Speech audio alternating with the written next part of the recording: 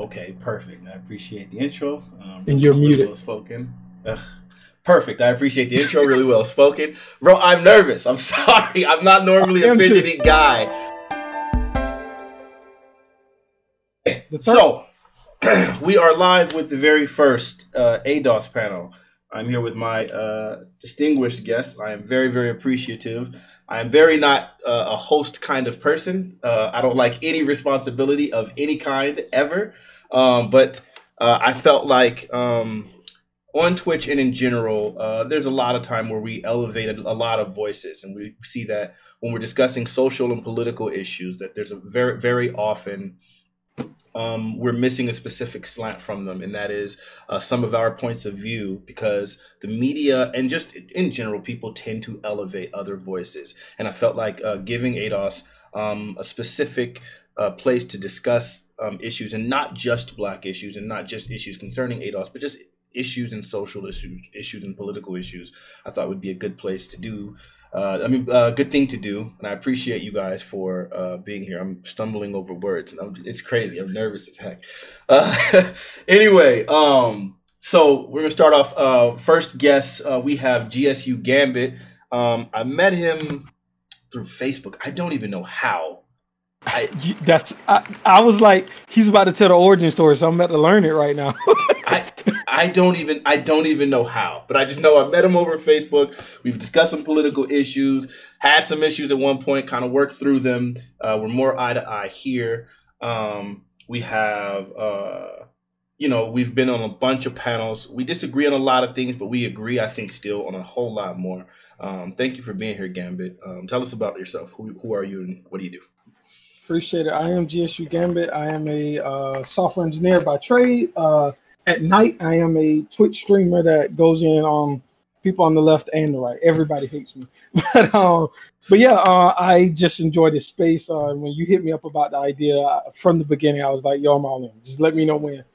So I think this is going to be extremely interesting. I do think that sometimes like our ideas are like embroiled with everything else, and like people don't know, hey, what does the ADOS community actually want, right? So I think having a specific way to voice our opinions and that against like the masses of the opinions, and is going to be good for the audience. It's going to be good for us, and we'll see where we agree and disagree, and it'll be awesome. So I'm excited. I'm as excited as you are. Okay, perfect. I appreciate the intro. And you're muted. Well spoken. Perfect. I appreciate the intro. Really well spoken. Bro, I'm nervous. I'm sorry. I'm not normally a fidgety guy.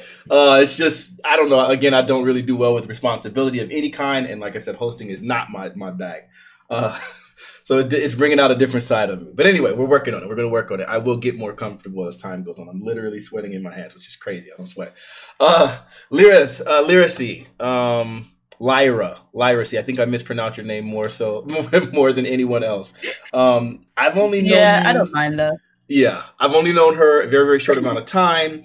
She's come into these panels. I'm oftentimes on Prime Kai's channel, and I'm always very, very like hot-tempered, and I go in quite a bit. And she's one of the people that's been very able to handle it, condition very much back, but still very chill. And so it's good to find Black women in this space talking about issues that can handle the heat and are willing to give it back and really hold your own. So I appreciate you for being here. Tell people more about yourself. Well, hello everybody. I'm super flattered that you invited me to this panel, because like you said, on like whenever we're on the Primes panels, oftentimes more than not, we're like on opposite sides of the aisle, and yet we always just manage to have like a really interesting conversation. It's always so fun to like see how the chat goes. Oh, I'm Team Lyra, I'm Team Fanatiq, and like just to see the good discussion that comes out of it. So it's very fun talking with you on the panel. I'm very excited for this being your first panel. I'm also excited to see like what kind of, if you'll be like a moderator or a panelist and a moderator. My bets are you're going to end up being like, all right, well, let me tell y'all what I think. Okay, everybody shut up, even though you're the moderator. But I mean, hey, that's a part of the fun. So I'm excited to see how this goes, and good luck with you starting out with panels. I'm sure it'll be great. For sure. I definitely plan on being more of just a moderator here, which is going to take some strength from me because you know I'm a extremely opinionated person. We're going to try. We're going to try. We're going to put in our best effort. Impossible. I don't think you'll make it. We'll see. I'm going to try. I look forward to the day one of these days we can get Prime Kai's on here and I get to see him as a panelist. Primarily, you know, you already see him as a panelist. Sometimes he be going in though. No lies. If we get on the right topic, he's going to go in for sure. Next we have Prodigy the Prince. This dude is one of my favorite people on the planet. I consider him very much like a brother. He's been streaming for a very long time. Gone to him with a lot when I've needed a lot, and he's kind of been there for me a bunch of times. We've never really discussed a bunch of political issues, to be honest. So this is very interesting to me. But I know that he frequents his ADOS streams, and he happens to be just in that space, which is something that I've kind of taken from him in the sense of I want to connect more with a lot more Black voices and things like that. So I'm excited. He's doing this. He's also part of team. What's the name of our team? Freak. I'm losing it. RN, bro. There we go. Team RN. Rambunctious. There we go. Reckless nonsense. There it is. But yeah, he's a good friend, good buddy. Tell us more about yourself. Prodigy's a Prince. I guess a regional manager by day. Bonnet streamer by random times of the night. I met Fanatiq through mutual friends of the League of Legends communities. But we don't talk about that game. The game doesn't exist. It's trash. It's dead. But all in all, I'm here to be in a wonderful space of people. It's great to see Fanatiq now in this role of moderator. His passion does stretch bounds as a person who loves to has different views and different things. So it's great to be here. I'm always going to support my guy. Definitely stream his music. You can go to Spotify right now. It's a couple of hundreds of songs, But here for the great times and the great vibes. Appreciate that. Okay, next we have the person I've known the longest in this panel. His name is Kyle Batson. I met him through Dance Dance Revolution. We used to go to there was an arcade in my hometown. I used to called Mr. C's. He used to go there, not all the time, but I saw him a few times. He was quite talented in that game and music games in general. And then I used to just message him relentlessly with every accomplishment I ever got in Beat Mania. But yeah, he's a really talented guy. What's really interesting is, to be honest with you, he was the first one that introduced me into leftist ideology in any capacity. I was very much, I would say, more right-leaning. I wouldn't call myself a conservative. I want to distance myself from that. But I was super more right-leaning, and I ended up speaking to him for a while. We had some pretty heated debates. I was wrong about some things. I didn't understand leftism even a little bit. And shortly after those conversations with him, it inspired me to have to learn more, because him and I had a disagreement about what left versus right was. And he was talking about the global political landscape, and I was so focused on the United States, I didn't even understand anything outside of that, which, if you're talking United States politics, you're not getting anywhere past pretty much the center, to be honest. And so then from that, when I went on Prime Kai's channel, there were a bunch of people, they messaged me, and they basically said Obama was not on the left. And I was like, what the freak are you talking about? And from that point on, I was like, oh, I have to learn. And so then I started engaging in so many conversations. So it's very interesting. I can't wait. Him and I will have a one-on-one at a later date. But he's a musician, music game lover. We have some similar friends. How's it going, Kyle? Tell us more about yourself. Well, thanks for all of that. And it's been great to be here. My name is Kyle Batson. I used to play lots of video games. I played DDR, and then from that I moved to Third Strike, and I think you played Marvel. And I was just actually thinking about how we always kind of excelled at our games, and we all played different, but we always played different games. Yeah. I played DDR, you played Beat Mania. I played Street Fighter, you played Marvel. Now, you played League of Legends back in the day, I played Dota. There's always been a difference between how we played and stuff like that. And now I'm a candidate for the Party for Socialism and Liberation. I'm doing work with them. I'm unemployed right now. I'm actually going to be working possibly for the county as a clerk, but right now I'm unemployed, just gaming, sometimes streaming, but mostly just getting into music and getting into politics, and going to be really excited to see some beautiful faces and some beautiful opinions. For sure. We're gonna definitely link more on the music thing too. That's another time, another space. Next, we have, it's just an image, but it's he's not doing the camera thing. Maybe we'll get him to do that eventually one of these days. This is who I consider one of my best friends on the freaking planet. As much of a brother to me, I would say, is, dang, yes, wow. I super appreciate him. So Jeff is one of these people that I consider him to be incredibly intelligent, significantly more well-spoken than I am. He's the savior of all F-types. He's a really, really smart guy, and he has a lot of political awareness, more so than I do, about a lot of topics. And I really like to bounce ideas off of him in a lot of ways. Socially, yeah, he has a much better social IQ than I do by a mile. I think we're so different in so many ways, but I very, very much just appreciate him as a person and just being there as a friend. Probably one of my longest friends that I've ever had on Twitch, and like just a real brother. Tell us more about yourself, Jeff. All right, that was high praise. Yeah, I don't know. It's kind of hard. I don't really do a lot of public speaking. Kind of been on Twitch for a while. I was around for like the Justin TV days, but I've never like streamed. Just been mostly fan. So, you know, definitely from like RTS games, card games. The most time I've spent on Twitch has probably been fighting games if I have to think about it. So yeah, that's pretty much it. You know, definitely agree with what Fanatiq said. It's definitely been a crazy how time flies. A very a long friendship that spawned off of League of Legends, which is crazy because I'm also a team hate League of Legends. We don't talk about that game. I've been trying to get this man to stop playing that game for at least 5 years. At least I've just been like in his ear, like, the game's terrible. Stop playing it. But it seems like it stuck. It might have stuck this time. We'll see. I think January 2022 there'll be a League of there'll be a few League games. There'll be a few League games.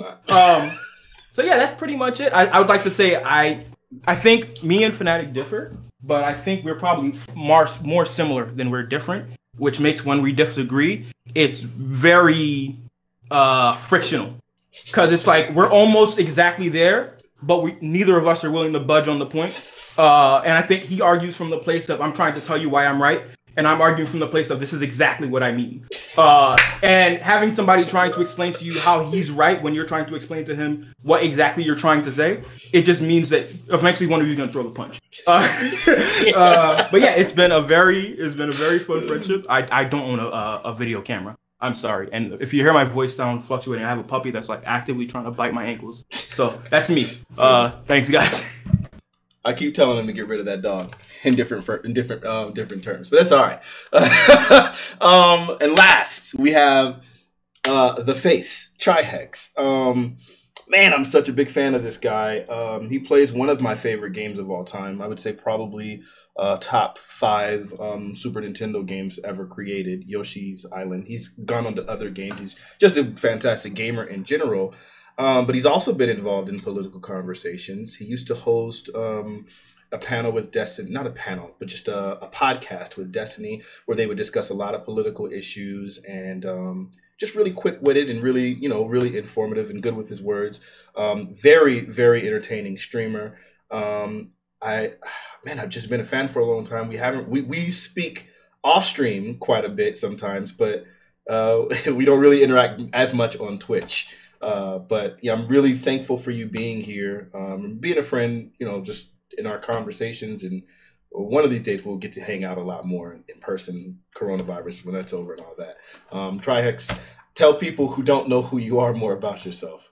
Well, thank you for the incredibly flattering intro, man. You are quite the host here, Fanatiq. It's a pleasure to be here. It's nice to see all y'all. Sorry, I'm a little bit tardy. I had to I was actually in the middle of like getting a massive dub in Slay the Spire. If y'all play that card game, it's absolutely sick. Yep. And also though, you were saying when they will meet up here and whatnot.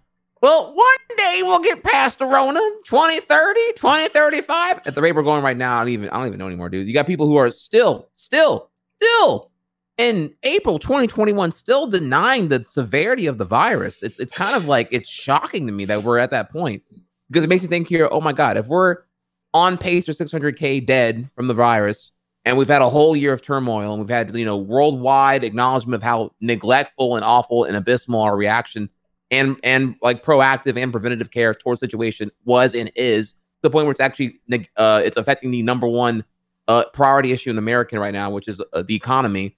And then we're still not getting it stuck to the to some pretty big faction of Republicans. It's like, holy shit, dude. I don't know if there's ever going to be, I can't think of a catalyst at this point now that would ever make people take it seriously, or to a like universal, like, we're Americans and we all together unite to get over the virus. I don't know, because if 500,000 dead doesn't do it, you can't use X number of 9/11s anymore. You can't use flu times 100 anymore. There's like, we're at a point where the numbers are so astronomical now that there's no tangible means to like bring into reality. It's like, yeah, here's a shitload of bodies. Imagine, I don't know, whatever, 600,000 people. Imagine this many football stadiums full of dead people, and that's how many are dead right now. And more to come if we don't get it together here. For sure. Anyways, though, minor derail here. But yeah, thank you for the incredibly flattering intro. Everyone here, thank you for having me here. I'm Triax, the face of Try Hard. You're probably your favorite band globally emote on Twitch right now. I'm very happy to come in here and talk to a lot more of y'all to see if I can deter any negative connotation that has come from the users of that emote. I don't know if that's like a thing we got to talk about today or not, but if you want to, we most certainly could or can. Yeah, I do quite a bit of a political commentary. I am definitely a fan of a solution-based dialogue rather than arguing with people over their perspectives and blah, blah, blah, blah. Rather than trying to justify my worldview for them, I'd rather focus on like how we can get towards solutions and what things that are worth worrying about, that we have a capable action to drive towards. So I generally try to use the rhetoric of populist policy, what things are actually popular among the majority of working class Americans in this country, because when you use that initiative, that kind of takes away from the whole like left versus right partisan politics toxicity. Because when you look at on the down bout of Americans and what they usually advocate for, majority are for legalizing marijuana, majority are for increasing the minimum wage, majority are for taxing the rich appropriately, more so, etc. So when you use that framing, you usually can deter those who would oppose conservatives, right-wing people, etc., from making the left versus right argument. That's usually how I like to approach politics a lot here. So okay, that was a long intro, but I respect all of it. We gotta no, it's totally fine. Okay, so ultimately, yeah, this because it's such a small window in time, we're only going to probably get through 2 topics because there's 7 people. We're going to jump right into our very first topic, which reads as follow. Black parents are known for having the talk. Some say this can be traumatizing. Do you think this can be contributing to deaths like Dante Wright? Would you still have the talk with your child, and do you think it has or should evolve? We can just go with opening statements. Try to keep them brief. We'll start with Gambit. Cool. When I first read this, I was like, wait, only ADOS people talk to their kids about sex? And then I read the rest of it, right? But yeah, so unfortunately, yeah, we do have the talk.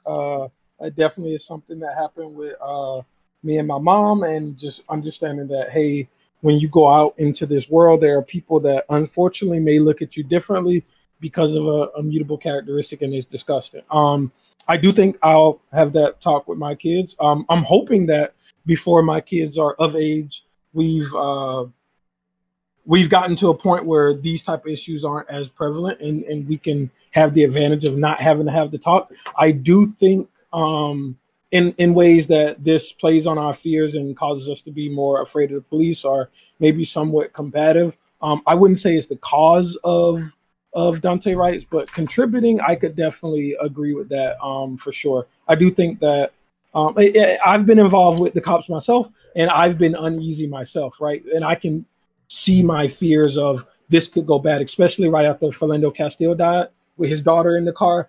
My daughter was born that summer, and I was in the car with her when the police stopped me, and it almost went crazy. But yeah, I'll stop there. But yeah, so I do think keeping this around, unfortunately, because of our society, is important. But I also think that it does lead to implicit biases as well. But yeah, we're all talking open. Lyra? It's okay if you call me Lyra. I understand. But okay, so the talk is a little bit different for every single family, but basically the gist of it is to like kind of explain to your children about like racism and like let them know, like as Gambit said, hey, when you go into the world, there are people who are going to like hate you and be violent towards you and maybe even harass you, God forbid kill you because of the way that you look. I would love to someday, I would love if someday we didn't have to have this talk, but unfortunately, not only because like there are many people out there in the world, like every time I walk outside my apartment, I have to be paranoid that I might get shot and then I won't even get justice, you know. Hell, even in my own apartment with Breonna Taylor, it's like something that like continues to weigh in on me. But like, even with those, like even with the violent outcomes of racism, there's still a lot of systemic racism that plagues our country too. So I would love to get to the point where we don't have to have the talk with our children, but I still think it's very important to have. And like it can have a different effect depending on how like the talk goes with so because like. When I had to talk with my parents was like, listen, there are racist people out there. When you're with the police, you need to make sure you are careful. You have to be twice as good because, I mean, the worst we could do is like do anything that would make people see that like, because, you know, whenever Black bodies they're seen as expendable in America. So, you know, like as soon as something happens to us, people jump at the chance to try and justify it and like point to anywhere in our history. So like my parents like just told me to be careful. Although for some families, I know that talk could go, hey, the police are your enemy, which is like, you know, that's not productive. It just makes us even more paranoid. I mean, there's nothing wrong with telling your children, hey, be careful around the police. I remember when I was in middle school, we had a whole assembly about it. The police came and was just like, all right, listen. Okay. And it was crazy. But I know, I'm sorry I'm rambling. It's okay. But yeah, I think the talk is still important to have because I mean, as long as our country is plagued by it, there's things to be gained from it. How the talk should go exactly is what I will talk about. But as for now, I think the talk is definitely necessary. Okay. Thank you very much, Prodigy. To kind of like echo some of the previous speakers, like I do think that the talk is something that's always going to be necessary. Just because of the climate for us is different from every other person, but also to chime in that the talk will be different because each parent's specific like interactions will face the talk. So it's like if you haven't faced certain interactions, you won't necessarily chime in on all of the points. You know, you may use like the news, but you may not necessarily be like, oh, police officers might be your friend in your talk because you haven't dealt with that. For somebody else, it may be different. So it's still prevalent. It's definitely something that needs to happen. It's just I don't necessarily think it's as effective because it's not necessarily our choice. And what happens after, you know, once we step outside the door, it's not necessarily our actions that determine always what happens. But that's my piece. Thank you. Very brief. Good job, Kyle. Yeah, regarding the talk, yeah, we definitely it has to happen as of course my foot has to start parking. Yeah, the talk has to happen just because it's just a part of our lives. Me personally, it's interesting because I was somebody who like spent when I was growing up as maybe like in my pre-teen before I was like a teenager age, like I was somebody who would argue with my dad about how he didn't need to give me that kind of talk because I was like, you know, it's not like that no more. You know, my school teaches me that's not like that. My best friend's a white guy. You know, like, you know, everybody I know a bunch of white people. Like, there's no reason to have that issue no more. Like, we're growing up, it's not going to be like that. And he was like, well, you know, he basically would almost conceded to me. He was like, well, okay, you know, like but I can only tell you so much. And it took me growing up to kind of just be like, okay, you were right. And, you know, it helped, it helped kind of strengthen our bond in the end, because, he didn't really fight me too much on it. And then when it came, when it came to me and I didn't really have to fight it anymore, and it was so prevalent, I was like, okay, well then, I'm glad you kind of talked to me the way you did. So I'm definitely gonna have to talk with my child if I do, or when I do, and it's going to have to be like, hopefully he'll probably have people argue with me the same way I did, and be like, I don't have the situation, it's not gonna be like that, but it's just like this. It's what happens outside the doors, it's what happens with everybody else's family that is more important, I guess. Okay, thank you. Jeff. So this one's interesting. So so for me it was very interesting because I came from a black immigrant household. So my talk was less of a talk and more of an undercurrent, and it was definitely a talk about like how there's racist people out there, but it wasn't even like, oh, there's racist people racist people in positions of authority. It was really watch yourself when you're around white people. And it was every single thing. So I'd go to kindergarten and it's roughly translated because she was speaking Creole. Don't touch these white people's kids. You really don't want them to kind of ruin your life. Elementary school, I see you got a few white kids in there. Don't go around and fighting with the white kids. Like, you can play with all the other kids. Just make sure you don't fight with the white kids because you don't want. And I remember growing up thinking like, yo, like my mom's a racist. Like, what's wrong with, like, I guess she came from like another place and it's another period of time. And it was really as I became like a teenager and as an adult, it was just like, oh my God, she was 100. Oh, Jesus. Sorry, she was 100% trying to set me up for success. I 100% agree. I thought this was the stupidest thing on the planet. It was just perpetuating racism. Like, if you go around just saying like, hey, treat these people like an entire other subclass of human beings, like, yeah, you're gonna propagate racism. But it's just like, no, there's enough that's just beneath the surface that you just need to be ever vigilant about. So I don't know if I'd call it traumatizing. I think it can 100% change people's perspectives on reality. I still hold that opinion, but I think it's necessary just as a precaution. I think I'd have it. I don't know if I'd have the one that my mom had because she was a little out there, but I'd have it for sure. But, yeah, I appreciate that. Trihex. Yeah, so I'll try to tone it down a lot more for myself. I know I went so overboard with my introduction there.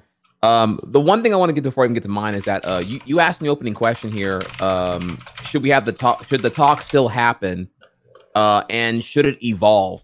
And I'm curious here if you have like any elaboration on what you meant by evolve. Like, does that mean like we do more than the talk? Like we do kind of like a training day montage where we like walk the block and then father son, I'm gonna point at that cop over there. I'm gonna tell you exactly what he's thinking, and you need to know that way. You need to think how I think, type of thing, or more like should the talk be more about just talking about more things in the talk?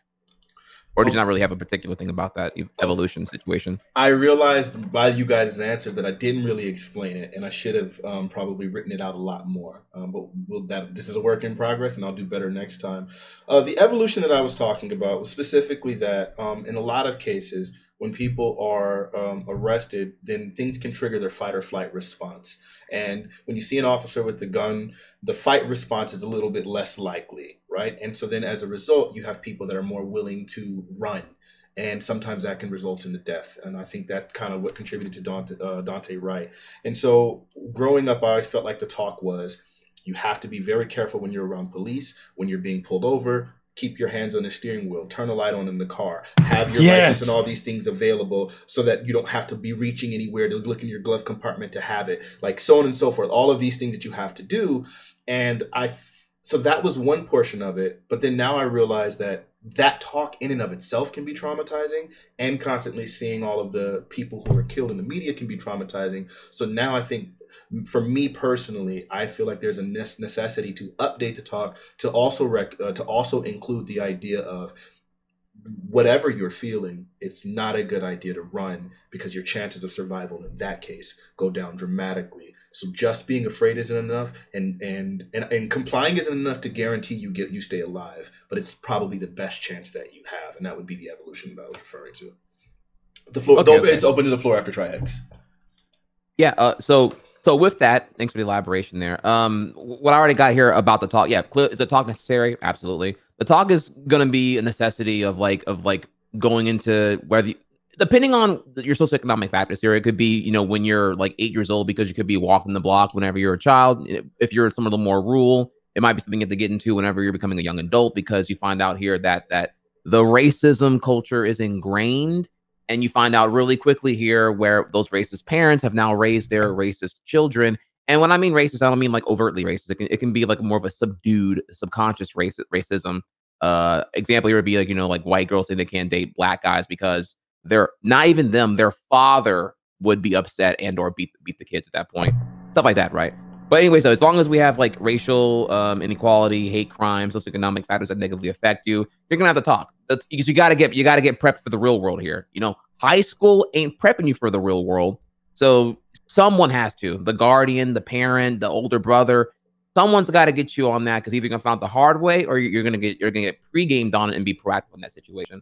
So yeah, the talk is most certainly necessary as far as its evolution goes. And I'm kind of overstaying here, but the evolution goes, yeah, that's going to just change with time, with the cultures here. But it's gonna be a mainstay though, because, you know, either how I look at it is, you know, you live and die by Murphy's law. So if you're getting pulled over, you got to think about like whatever can happen will happen. So as you brought up here beforehand here, you know, at some point someone tells you about it as a black person, you're like, yeah, hands on 10 and 2. Don't open the door until they come up to you. Don't keep your hands in your pocket when you're getting pulled over for a speeding ticket or whatever it's going to be here. You know, you come off as completely as non-assertive as possible, both subconsciously, body language, and direct verbal confirmations as well. You know, you don't want to escalate anything because they are trigger happy AF. I'm done. Yeah, I think another case where recently happened where we saw harm too. So, like, and one thing about the talk, that a lot of people that have listened to us may think that this is something that happened when we were younger, but to me specifically, my dad still has the talk with me all the time. Like when I talk about certain interactions that I'm having, he's just always like cautious and stuff. But what I specifically wanted to point to was what happened momentarily. I've forgotten the lieutenant's name, but the lieutenant who was like, I'm going to drive until I get to a well-lit place. That was something that my dad has also told me. And like the idea that the cops attacked him how they could, that's another case where you can see like there was harm done because of like the talk that we have. But I still think that that's better, because I think if we get stopped in dark, we get shot. Flendo Cat still got shot during the day, right? Oh, I thought he was reaching for his gun. So the idea of me pulling over with a police in a dark area is just beyond me. And a lot of people might also wonder why we can point out the dangers in the talk, but we still seem to perpetuate it, right? A lot of people that are listening might be getting that feeling.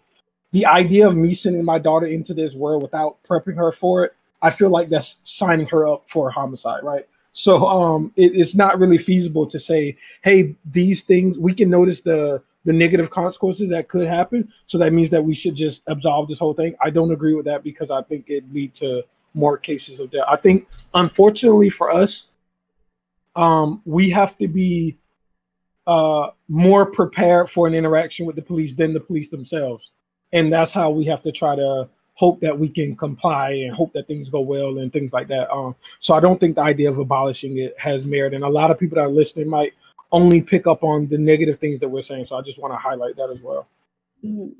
I really also, just to like go piggybacking off of what you said, when like earlier when you guys were talking about how like when you were younger, you kind of didn't really get the full scope of the talk until you got older and kind of like see like the extent of racism to yourself. I really feel that, and I resonate with that very strongly, because I was lucky enough to like grow up in all Black schools, or predominantly Black schools, and my first PWI was when I went to college. But like when I was younger and my parents would have this talk with me, I would always be like, well, I would say the same thing that like you guys mentioned. I would be like, well, aren't we just perpetuating it further? Or you're teaching us to be paranoid of each other. Aren't we just like continuing it? And then when I went to a PWI and like saw it for myself, I was just like, oh, that's why it does matter. Even if it doesn't quite make sense when you're younger. And I grew up around Black people, so like, I mean, already I didn't like have like that much experience, like what it was like being around white people. But when I got older, I kind of realized like what they were getting at. But to go piggybacking off of what GSU said about like protecting his daughter, I can understand, and I used to be of the opinion that like we shouldn't teach children about racism, and that we should wait until they're at least teenagers to teach it. I used to feel that as well, because I was like, I didn't want to like traumatize children, as the question kind of suggests. But like when you like look in the news and see like Adam Toledo was 13. There was a 9-year-old, I can't remember her name, I'm sorry, but like a 9-year-old was shot in her own home because she was sleeping on the couch. And like children are like, sad to say, regular victims of racism, and not just violent racism by the police, but like even in their own schools. And when you don't like equip your children to be prepared to like see these things or be prepared to handle these things, that like GSU said, you like signing them up for homicide, or even worse, they won't even realize that they're being discriminated against. And like as parents, we have a responsibility to make sure we equip our children to be ready for these things. So I think we could go like a little bit deeper into like how to go about the talk, like what's the best way. But like at the very least, I think the talk will always be necessary. And like this isn't even just like I think all communities of color need to have the talk at some point, because Black and brown people are like regularly terrorized by not only police, but like systemic racism as well. So I really understand that. I can see why some people would be like hesitant to show that to children. Like some people say, like, why do you bring your children to the Black History Museum? It's because, like, I mean, racism, no one's too young for racism. It really affects everyone. It doesn't really discriminate. So as long as everyone can fall victim to it, I think it will be necessary to teach our children about it to some extent. Yeah, if we're just freeballing now here, you're not wrong when you all have to open invitation for other POCs as well, because I think something that we kind of forget now, or I say we, not really anyone in particular here, but like post 9/11, the Muslim phobia was out of this world. I don't know the levels of where that is now 20 years later, but I can't imagine like, you know, what that was like for like the solid decade to follow 9/11 actually. Which just shows the absurdity of the whole situation and how stupid and bigoted the whole situation becomes here when it comes to the nuances of racism and the cause and effects there. Yeah, but I think you made a great invite there for other POCs to also get involved in the talk. So I was quick. Oh, I'm sorry, because my I had a quick question. I had a quick question for the panel. Like when you guys got the talk, because I think for me, when I got the talk was about like entire capitulation to any time you could be in a social situation with a white person, and like whether that was law enforcement or you're in school and a white kid's picking on you, capitulation. You're even when I was like in my late teens, early adult years, you're working your first job. If there's a white coworker, like you got to know that the boss is going to be on the side of the white guy. Like, so the talks were always about capitulation and like playing, like almost like playing politics.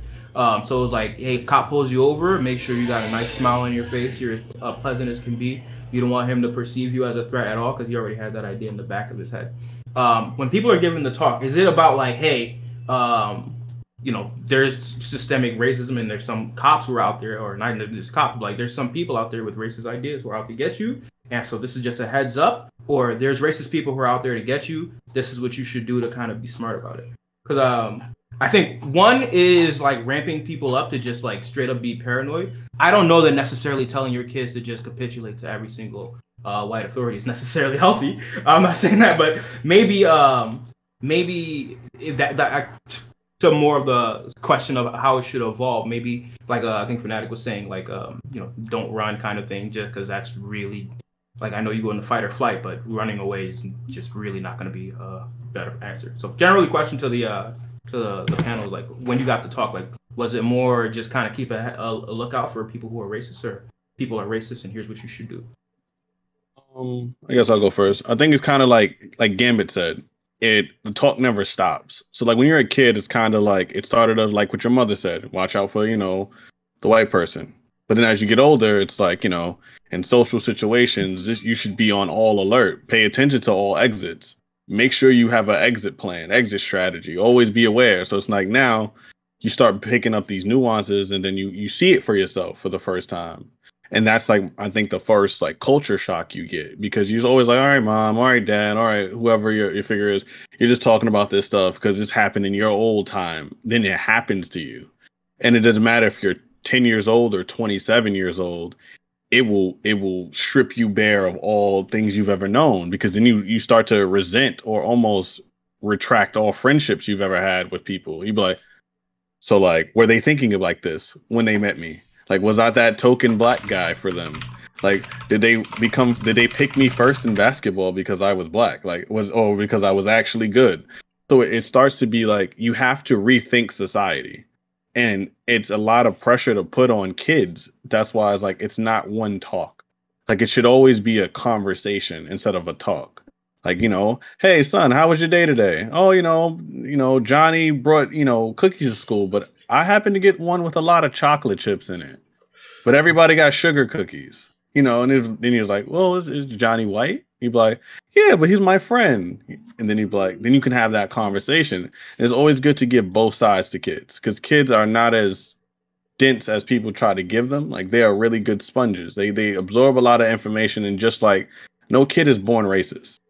Like, it's not coming out the womb and it's like, I hate black people, I hate white people. It's something that's learned behavior, and it almost becomes their nature. So it's like, in a pressure situation, I might, if I walk into a room and there are black people and white people, where will I gravitate to? I will gravitate to the black people because of what I've experienced, what I've learned, but they might be worse, So it's like, you kind of got to teach the whole spectrum and keep having that door open. So when like stuff happens on the news, like, even when like Trayvon Martin was like the gateway for me, because I was the same age when that happened. So it was like, whoa, I wear hoodies, I wear jeans, I like Arizona iced tea, I like Skittles. Like, this is me. And it's like, then you have that conversation. It's like, what do you do? It's like, well, should I change my wardrobe? No, this is what you need to do. If it's this time, check in with us. Turn your location on. Like, this and that. When you get to your friend's house, call me. Give me your friend's number. Give me your friend's mom's number. And at the time, it's like, oh, every time I meet a new person, I got to give my mom the background check. But it's like, it's checking the points. So it's like, my mom can sleep good at night knowing that I'm outside at 2:00 in the morning, but she's like, all right, he's at this bar, he's going to this place, he's going to this place, he's going to get some chicken wings or fries, come home, go to sleep. If one of those points are not met, red flags. Even if it's like I miss a point, like my phone, I just wasn't paying attention. She will call. She will be on the proactive. She will probably call. She'd probably be there. Like, you're supposed to be here at 2:30. It's 3:00. What's going on? So all that type of stuff. So it's very imperative that we have to be the police in our own lives, because it's times that you will comply. You will put your license, your registration in a clear range, and it might be that police officer's bad day. And we are their point to express their emotions. Not saying all cops are bad, but it's those flips. It's a roll of the dice. Sometimes you might go out there, you might be aggressive, and the police officers be like, you know what, sir, you had a bad day. Don't worry about it. Move on. We might see those things, but you try to eliminate all possibilities. So there we go. Yeah, you bring up a really good point on the mom pulling up the background check on the parents thing. Like, that's the one thing that is really a thing that was kind of like a point of conflict with me, because I hung out with a lot of people who weren't black, and they were able to hang out a lot later than I was. And if I were to go out like to the arcade or whatever, arcade would be over at midnight, 2:00, and they would want to go to like a bowling alley that would be open 24 hours where they had a machine and play more. And I couldn't do that, or I'd have to like somehow try to like maybe sneak away from my mom and try to do that, because my mom would not allow that. And I've gotten in trouble for things like that, but in the end, the whole point was that she was trying to, as I said, be able to sleep at night and know that I was okay, because literally at any one of those moments, anything could have happened. There was definitely times where my friends got pulled over with me in the car, and nothing happened to them. Like, there's times where I can remember a time where I got there was a tiny Toyota Celica. It was a 3-seater car. There was 5 of us in the car. We had weed in the car. This is before weed was legal in California. weed in all kinds of different containers, got pulled over speeding, and the cops let us off with nothing because he thought we were going to go to the place we're going and smoke some pot and play some computer games, even though we're going to play some dancing games. And he let us go, and stuff like that. I mean, I've gotten arrested outside of like a PC cafe for having like the tiniest little gram of weed before, and so like by myself, and so it's a different kind of situation, and it's just stuff that happens that you won't experience, or that a lot of people don't experience, and that they won't ever understand, and that your parents try to express to you that you really don't. It doesn't sink in until it happens to you or you have an experience nearby it.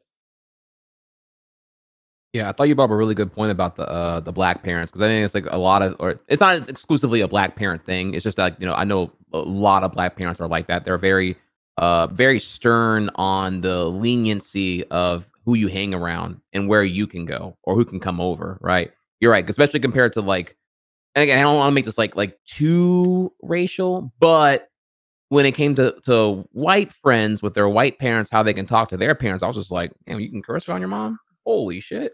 Like they would talk back, and they would just go in the cabinet and grab whatever they want, like sweets, whatever. Here there was like no restriction, no moderation, just like eat whatever, however you want, call it a day. I'm just like, damn, that's crazy. There's a lot of different rules around here. Holy crap. But yeah, I have here like when it came to like can I go anywhere? Can they come over? Do I know them? Well, you don't know them, but you can meet them. Oh, so I don't know them, then you can't go over there. And it's like, well, I mean, you can go meet them when we go over there. No, we ain't doing that. Well, what the hell? Like, well, mom, how do I get you to like? I want to go over to Brian's house. Well, I don't know him, so you can't do it. No, there's like no way out here. Like it's just like you just got to try really hard. There's got to be like almost like planets aligning of circumstances for my mom to have approved me going over to someone else's house. No, it was just a black thing. It was like a protective child thing. But I now know in hindsight what that really meant, because the variable was so big that you just don't know really what's going to happen there. So so that was a big thing. And while I have the floor for a second here, way earlier y'all brought up some pretty good stuff here. Kids aren't born racist. That's actually a really, really good one. You're right. Racism is a learned behavior. It is a culture issue, problem, situation. And a little bit more anecdotal to me here was that the talks for me were from my grandfather. My dad is a piece of shit, so I haven't spoken to him in years.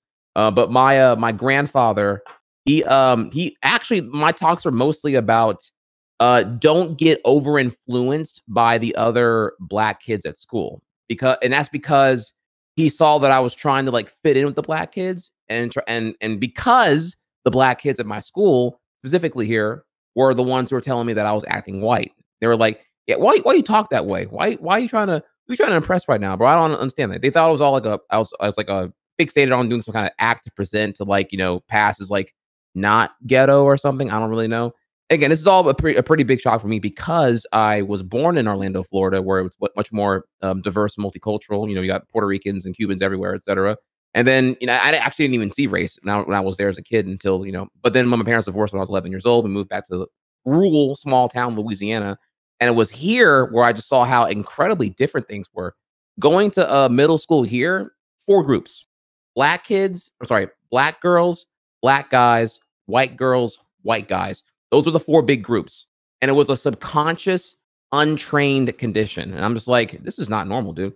Like, the only thing y'all have to unify behind is like what race and gender you are. Y'all don't like, was all the soccer players, the football players? It was completely racial and gendered. It was insane. And it was like so weird to me going in here, being the Yu-Gi-Oh, Dragon Ball Z, Pokemon loving person I am, and just seeing like none of that anywhere here. It was like really, really jarring. So from that, obviously I was isolated, and I was trying to like fit in with somebody here eventually. And the black kids were quick to not only like ridicule me and roast me for because they saw that my differences were a threat to them. So it was like, yeah, we're gonna belittle you. Yeah, you acting white. And so that guided me a lot here. So I started to like deliberately tone down my vocabulary, how I was pronouncing things incorrectly on purpose. And my grandfather caught on to that and was like, hold on, boy, hold on now. Why are you doing all that? And I told him something silly like, well, Papa, it's not cool to be smart. I'm getting roasted at school for this shit right now. I'm paraphrasing. I didn't say shit, but like, you know, and he gave, that's whenever the talk, like it was like a pivot to the talk at that point, which is, yeah, I guess technically antagonizing the black kids at school who were making fun of me at that time. But you know, it's that's the symptom of a bigger issue at play right there, which is all about the racism in the first place. So that was my talk anyway. So thanks for listening. Really quick, I was going to point out that it's interesting because the talk does come from various people. So for Jeff and Prodigy, and they were talking about their mom, and I think Kyle, you mentioned your dad. Gambit, you also mentioned your dad. Trihex is saying his grandparent. For me, it happened to be my siblings a lot. Do you think that the talk has a different effect when it's coming from? Do you think that has a different bearing on how the talk is received? Yes. I think when it's your parents, as much as important values as it is, that's your first rival, like in life. Because anything you want to do, sometimes your parents don't want you to do that. Like, oh, you want McDonald's? You got McDonald's money, like that type of thing.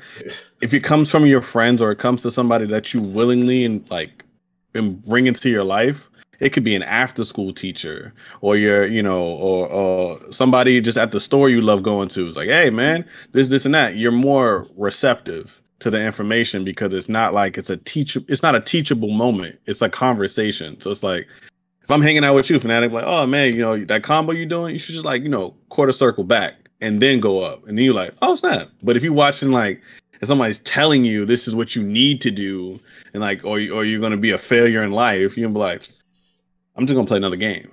Like that's all I'm gonna do. Like once it becomes work or it becomes like a chore, it becomes you close your ears, you close your eyes, you go to sleep. But if it's like we in the middle of a fun interaction that I'm gonna have fond memories of, I'll always recant back to having that conversation with Fanatic about these combos while we were laughing and slaying together. You know, like all of those wonderful things. So it's just how you receive it. Same information doesn't change the level, but it's just how quick you bring it in, because you probably will correlate it to what your mom said, your father said, your grandfather said. So it's like, oh yeah, my dad was saying that. Like it's like, yeah, he's right. And you'd be like, they're right about this thing. All right, I'll allow it next time. Yeah. So yeah, I did have to talk with my dad a lot more, but that was once I was like a little bit older. My mom and my brother did have to talk with me a lot more when I was like just getting into like teenager, because my brother, he's 2 years older, so he had started driving then and blah blah blah. But yeah, I do think we are more receptive to siblings for sure, like absolutely. And it is exactly what he just said. Like it's like, oh wow, you're saying the same thing that mom said, or you're saying the same thing that dad said. Okay, maybe I'll trust them now. So yeah, that's interesting. But yeah, the other thing was about like how young do we teach people? I think Lyra, Fanatic, you confused me. I've never said it wrong. I don't even know what it is. You can say it either way. It's fine. Lyra. But I've always been apprehensive, and I don't know like when to start. Like my daughter turns 5 this year, and it's crazy because like as a black man, I'm like, dang, I know I'm gonna have this talking. Like every year that she gets older, I'm like, dang, is it 5? Is it 7? Yeah, let's go with 7 because it's not 7 yet, right? But like, yeah, it's scary because she's in a daycare right now that's predominantly white, and I know there's specific things that I think have happened because she was white that kind of rubbed me the wrong way, and it's like that like gets into the whole education system and all of that stuff, and what we're gonna do about kindergarten stuff. But yeah, I am a bit, and like the sad part is I think she started to notice just a little bit, and that's what's making me like, yo, I gotta have this conversation sooner, like maybe when she's 5 and stuff. But it is really difficult to because I don't think like a part of what I can't it was Prodigy I think said is not only do you have to present them with the problem, but you got to start to present them with solutions as well.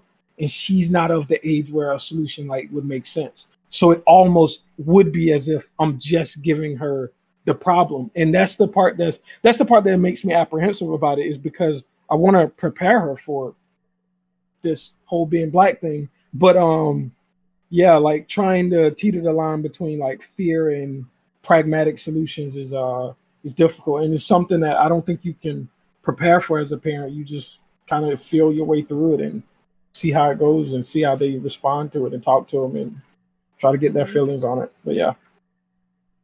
My experience with the talk, like kind of like how what you were saying, JCU, about like not knowing quite how to navigate, like okay, when do I have to talk? What do I talk about in the talk? Because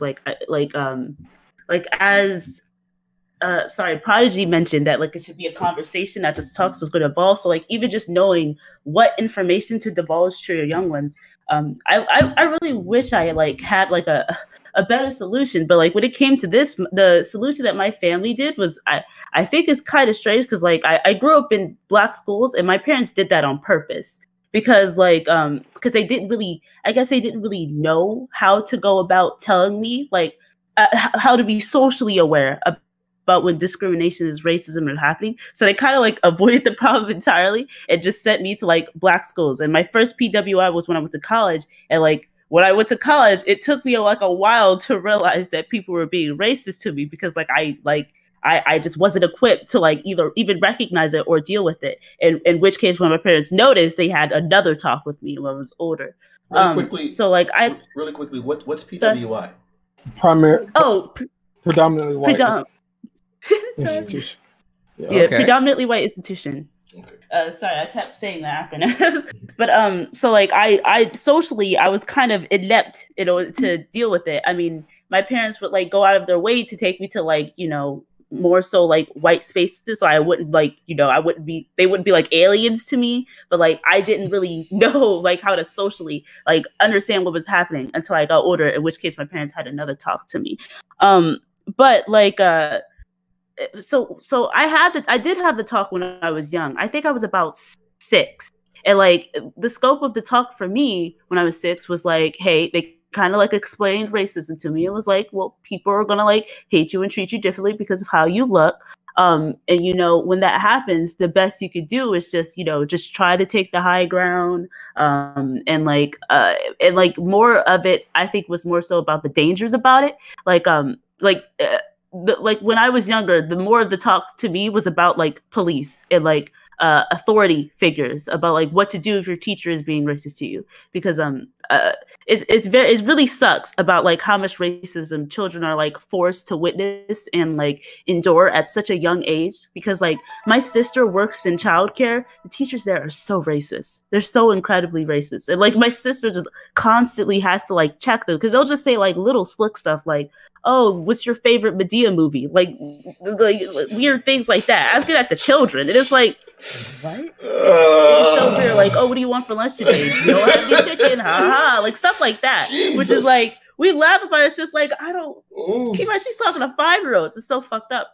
But anyway, I'm digressing a little bit. But like for me, the talk was more so about like what to do when the dangerous situations arrive, like with police officers. And like I have a very blue family. A lot of the people in my family are either police officers, sheriffs, or a part of the military. And like even they would have the talk about the police with me and be like, listen, there are police officers out there who are going to look at you and automatically perceive you as a threat. So you kind of have to be extra nice.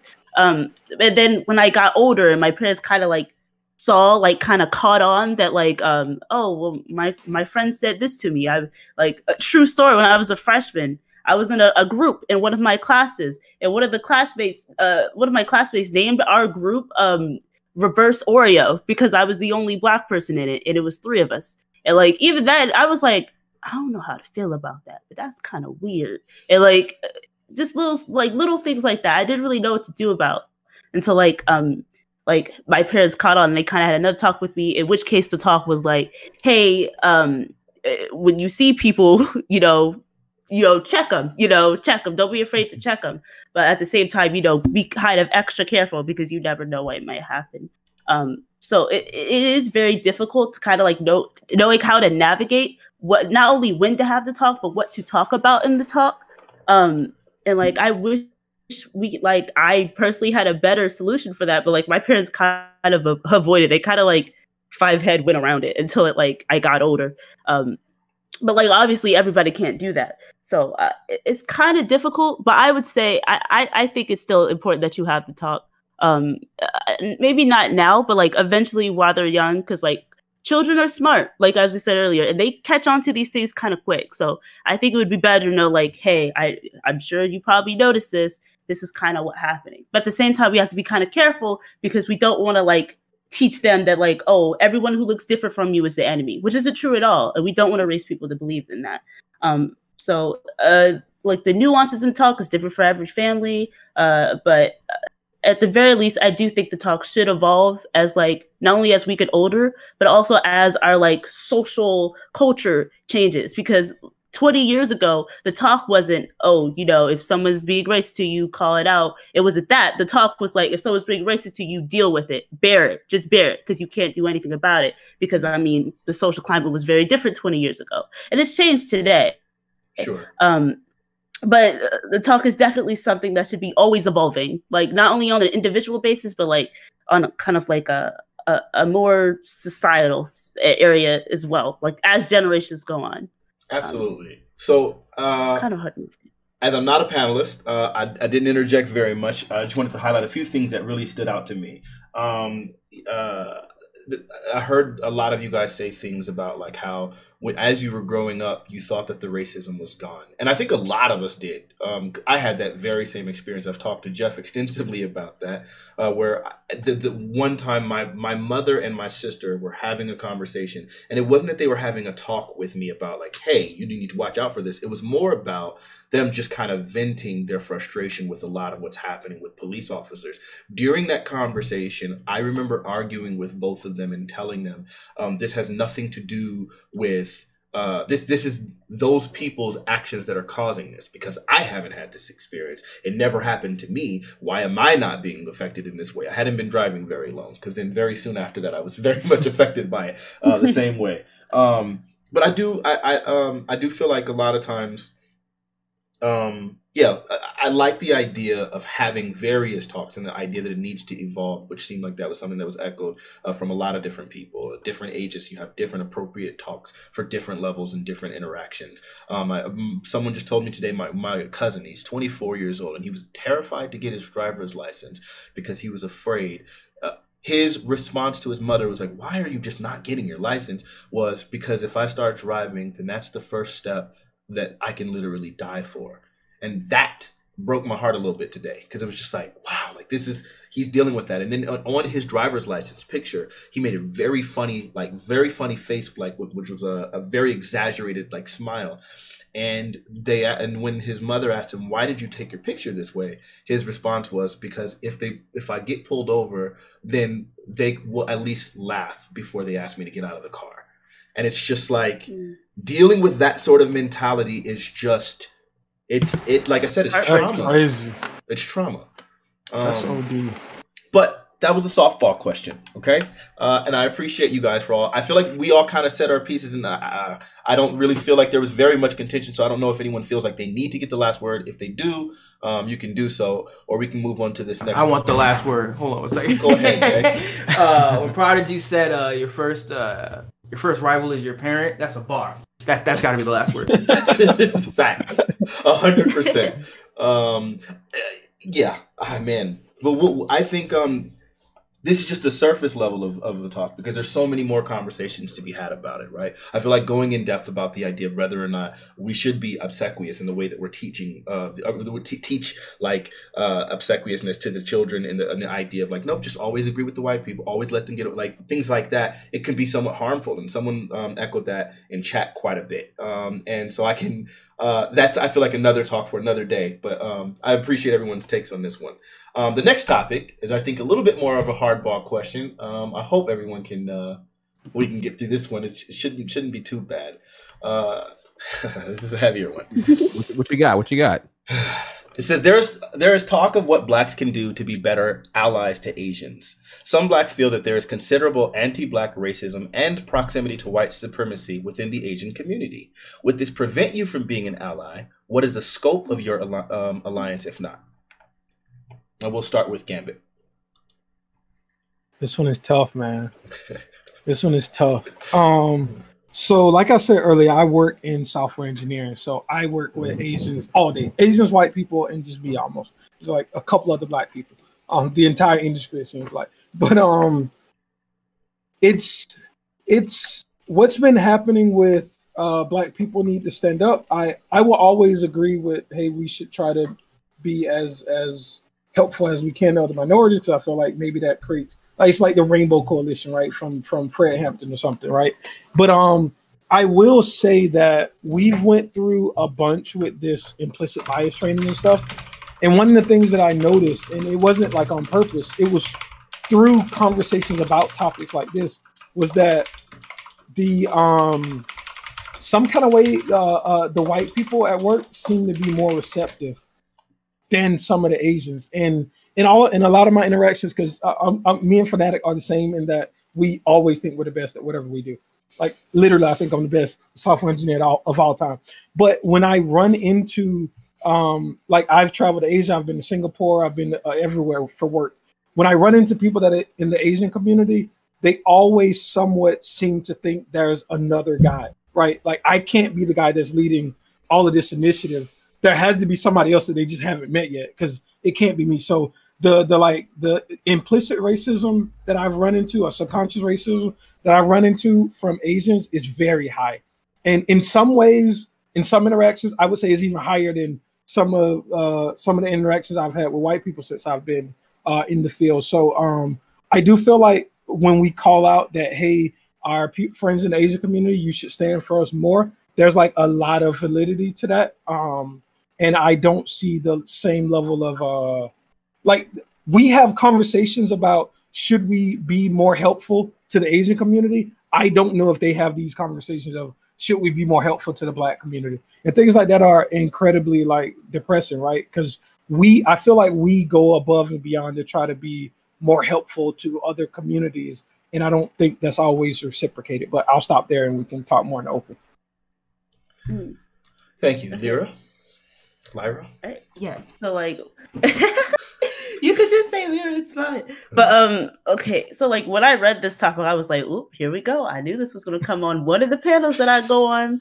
So like, okay, it's very, when you are a Black person in America, it is one of the most toxic relationships you can have as a Black person, because it's like as Gavin said, Black people have this tendency to go like above and beyond, and like our support, and like how much support that we give, and like even with the especially with the Asian community, like if I'm remembering correctly, it was a Black woman on the floor who was like, "Hey, Trump, don't call it the Kung Flu virus. That's fucked up." Like Black people, like we always stand up for everyone else, and yet when the time comes, we're rarely ever like stood up for. Like, it's like only like just within recent years that more and more people have been like standing up about and talking about other Black issues, because like for the better part of history, we've been by ourselves and on our own. Sorry, I'm like all over the place, but like Asian people and like obviously there's a lot of anti-Blackness that happens in like other like POC communities, which is why like whenever I talk, I always try to like bring in intersectionality to it, because like, listen, white people are racist, but like it's a very weird thing where like oftentimes like the greater perpetuators are the people who are also being oppressed. Like there's some racist ass Asian people out there, and like just as there are some sexist women out there, like women are oftentimes the biggest upholders of the patriarchy, but like, and like I understand why when things like this happen, you know, like when there's, I've seen it so many times where like people are like, okay, we need to stand up and for the Asian community, and then so, oh wait, what about what happened last year when people in China weren't even letting African people into their restaurants? They point to that and they go, why should we stand up for them? They hate us. And like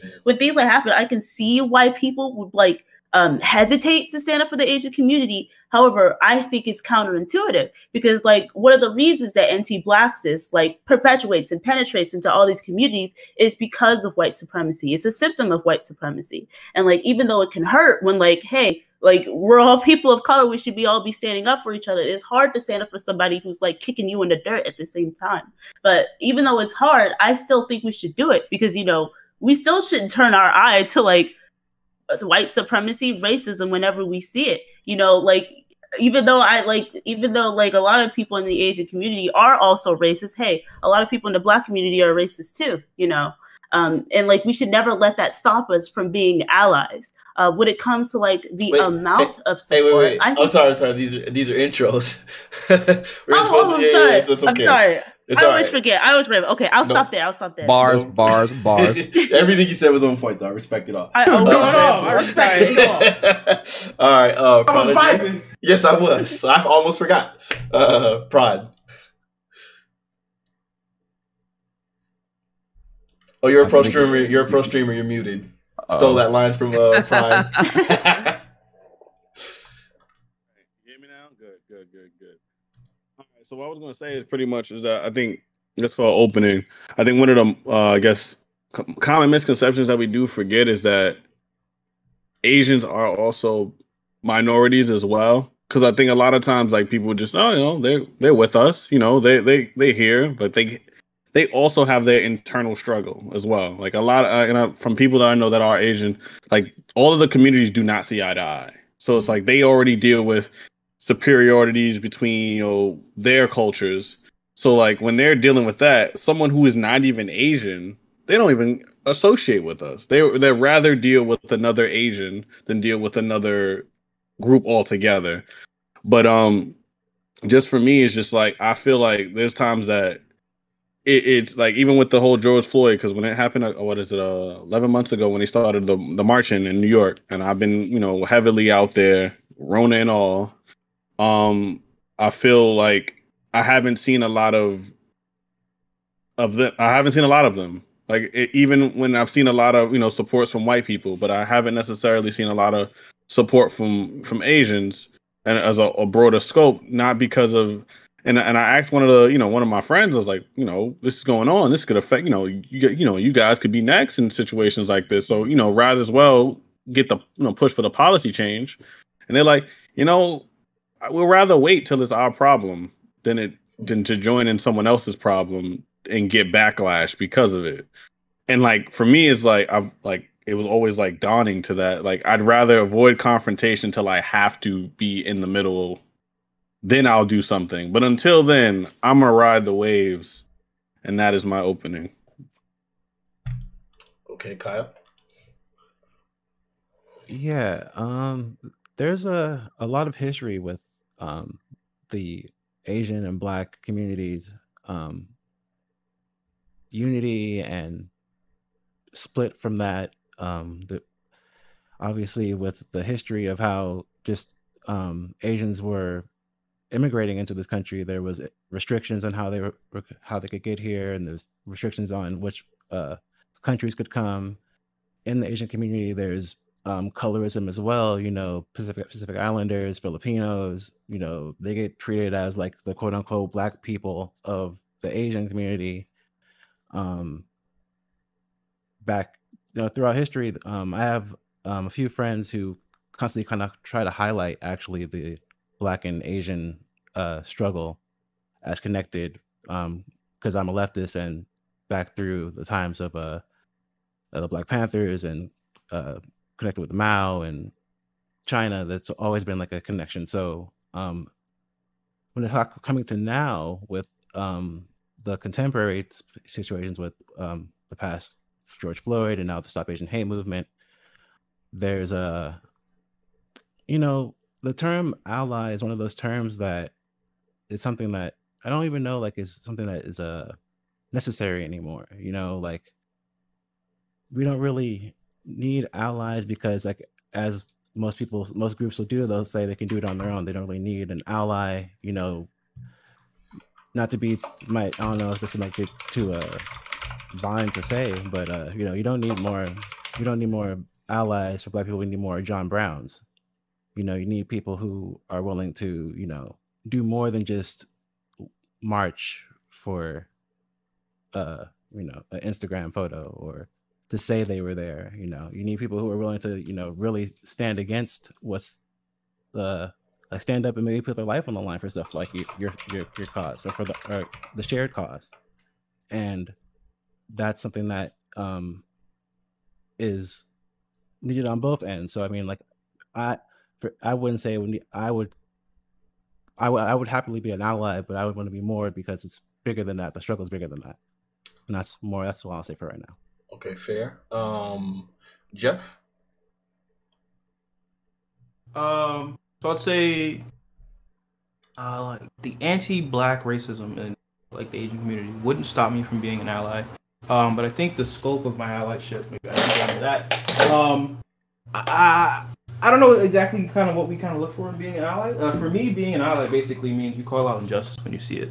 I don't know that it necessarily means doing more than that. I think if you do more than that, you're a great ally.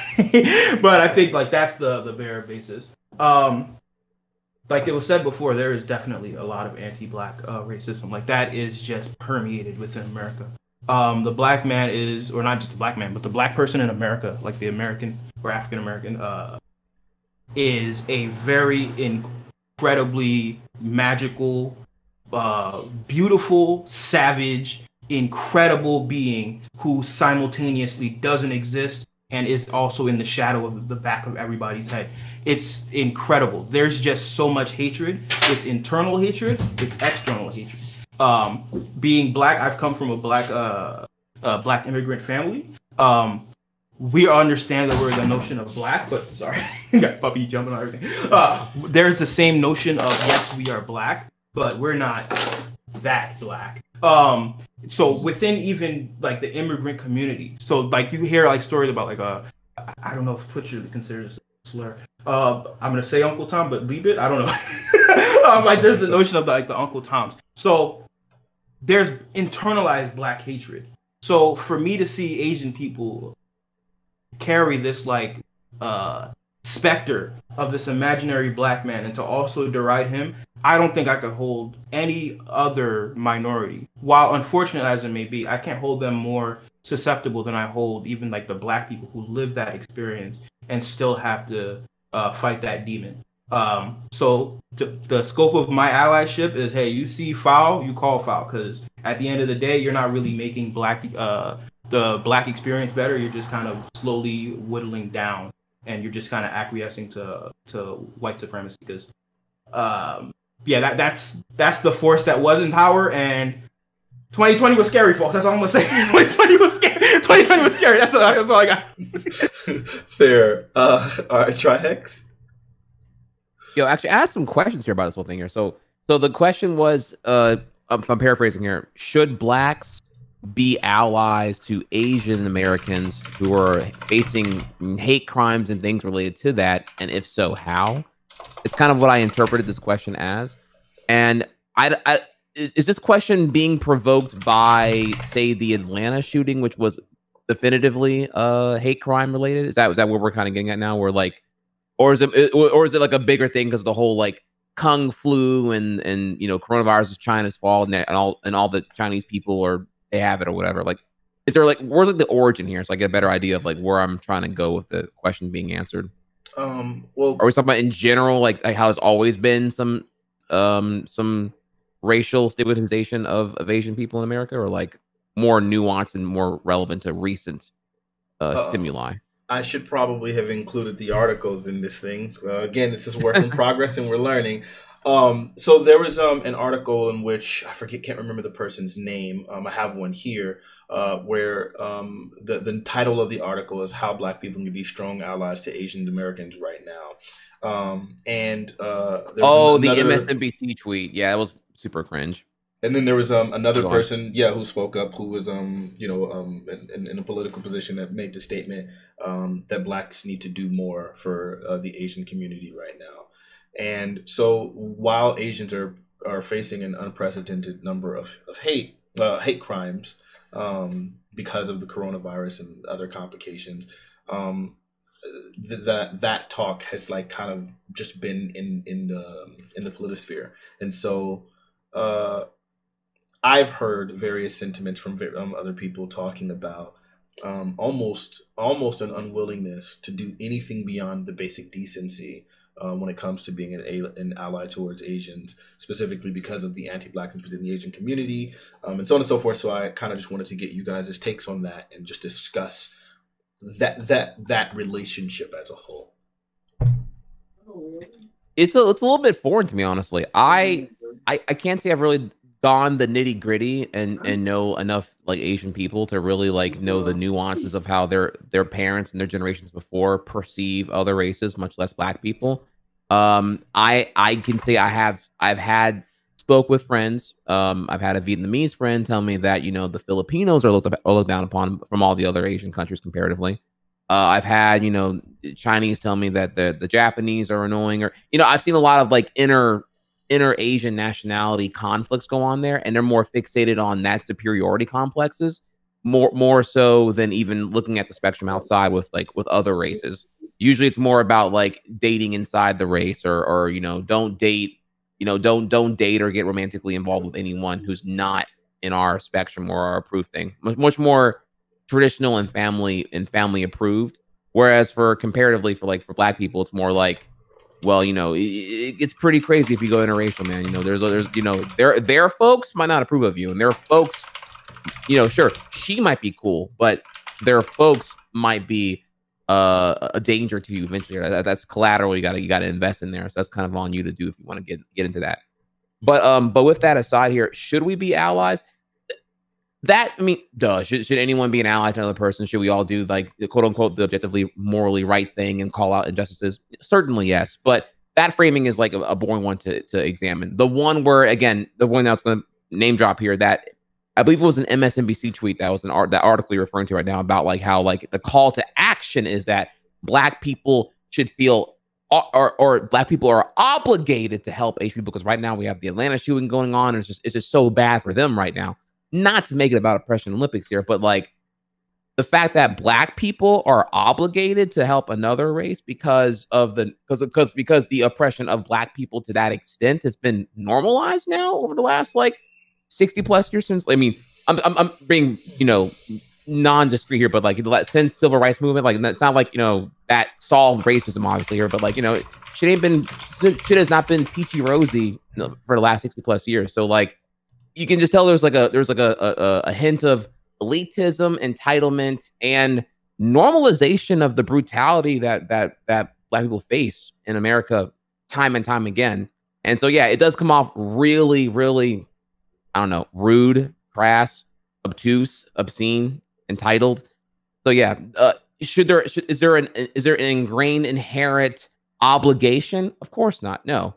But that doesn't mean I don't want to help. It's just more like, again, I hate it mostly because it's building up this idea that Black people getting fucked over is now being normalized. We're like numb to that pain, like we're numb to the COVID death total comparatively. Yeah, like everything you just said is like completely spot on, and I do think that narrative is out there. It's like there was never a time where we said, "Hey, every other race, go help Black people," but because they are dealing with these issues, and like everybody said, these issues are real and people should be allies in them. But the attack on specifically Black people is weird, because I don't see the same narrative with all other communities either. And it's kind of like, hey, you oppressed group, we talk about your issue all the time, even though we haven't addressed it. Now it's time to talk about somebody else's issues. Let's put your stuff on the back seat, right? So it does seem a bit weird that narrative is out there, and that we've all like somewhat individually heard it, even though we're in like different circles. And it's all over my Facebook, and that's why I think what Fanatiq said, the rejection of wanting to be an ally is so strong, because that narrative is being pushed to me as, hey, we talked about Black Lives Matter since like 2013. Like let's get that out of the public narrative. Like let's talk about what's happening with Asians.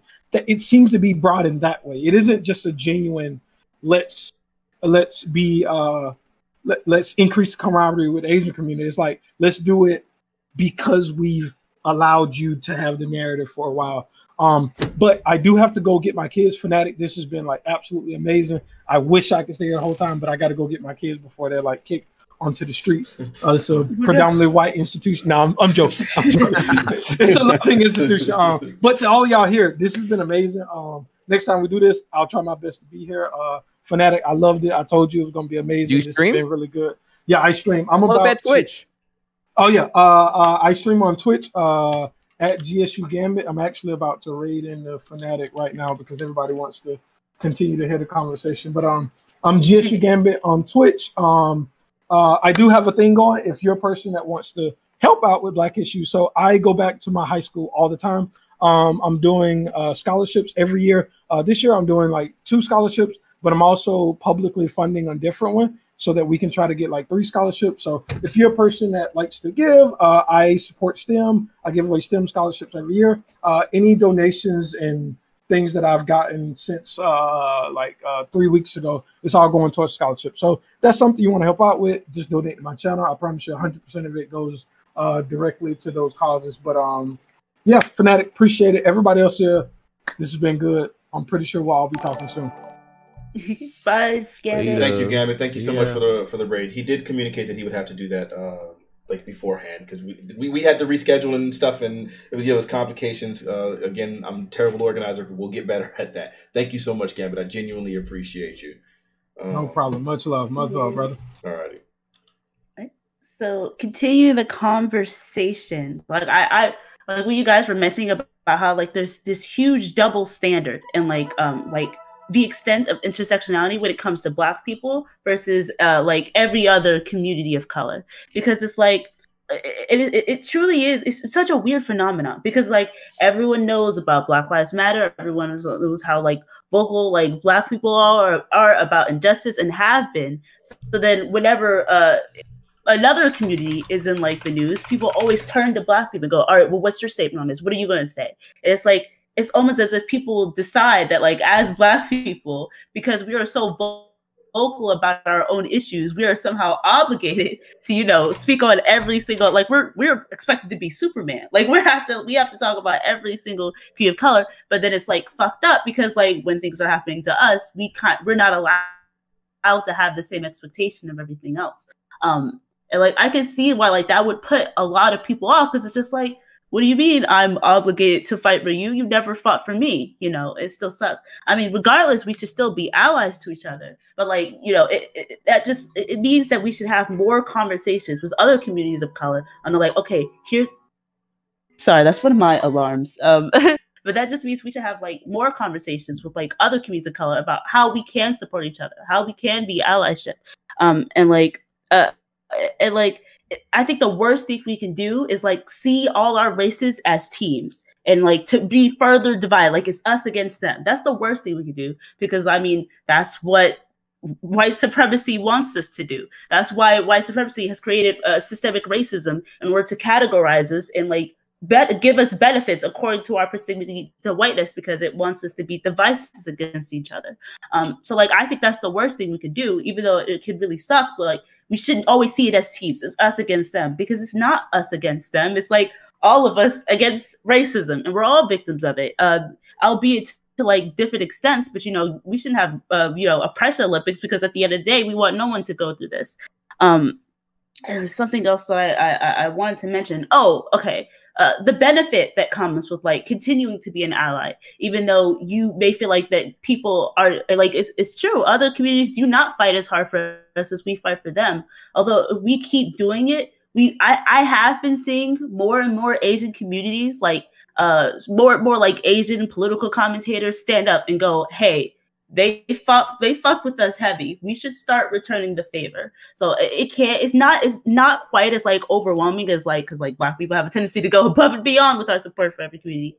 But like it has been growing, and like the best way to stop it is to decide is Blacks against Asians, because like what's the product? We don't get any progress done there. That's not productive at all. So like don't see your races as teams, and like more and more Asian people are catching on to the anti-Blackness, not only within their own families, but like in systemic racism as well, because like remember, they are victims of the model minority myth.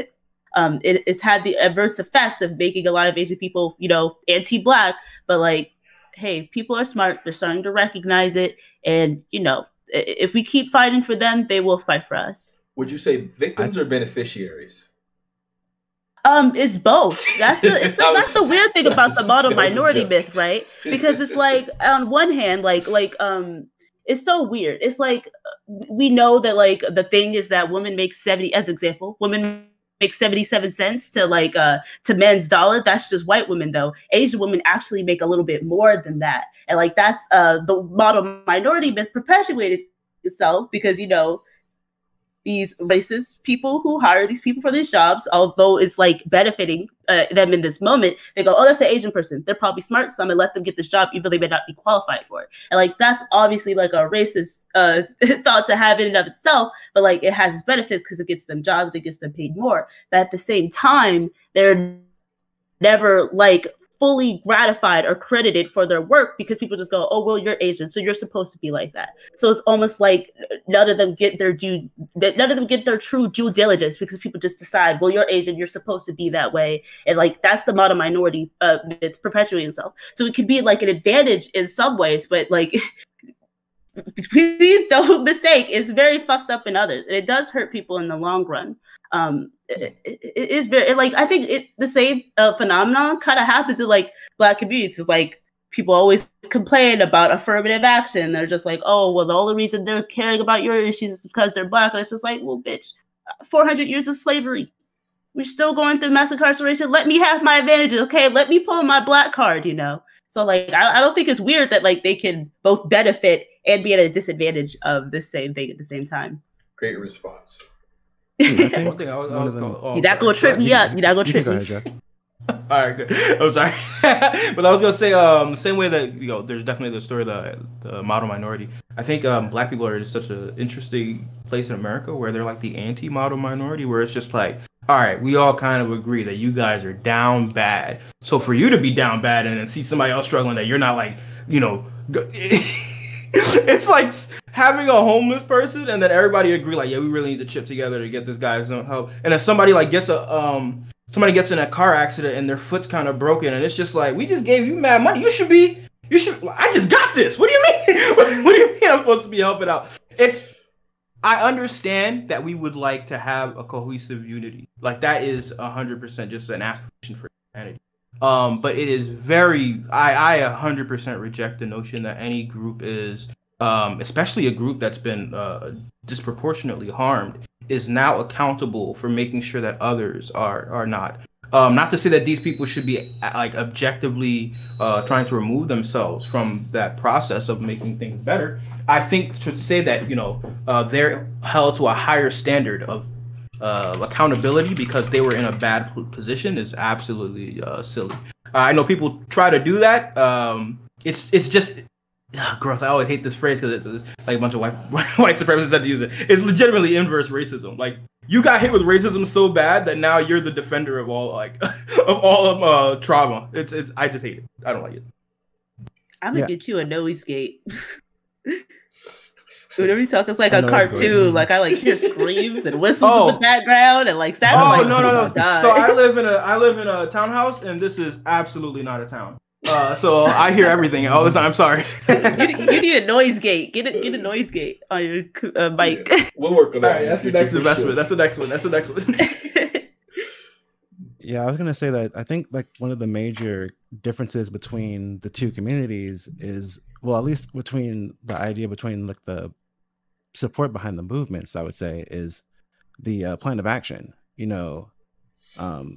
Black activists, BLM, and Black Panthers, anything in history, it's been, we have like this 10-point plan. It's usually stuff about the system, dealing with the actual root cause of the problem. And because of that, that's why we end up supporting all the other minority communities, because we all understand that we're under one big system. But this Stop Asian Hate movement, it's really about more individual, personal actions between like white people and Asian people, or Black people and Asian people. Like, if you see somebody doing something in particular, not really systemic, and that's why there's not much.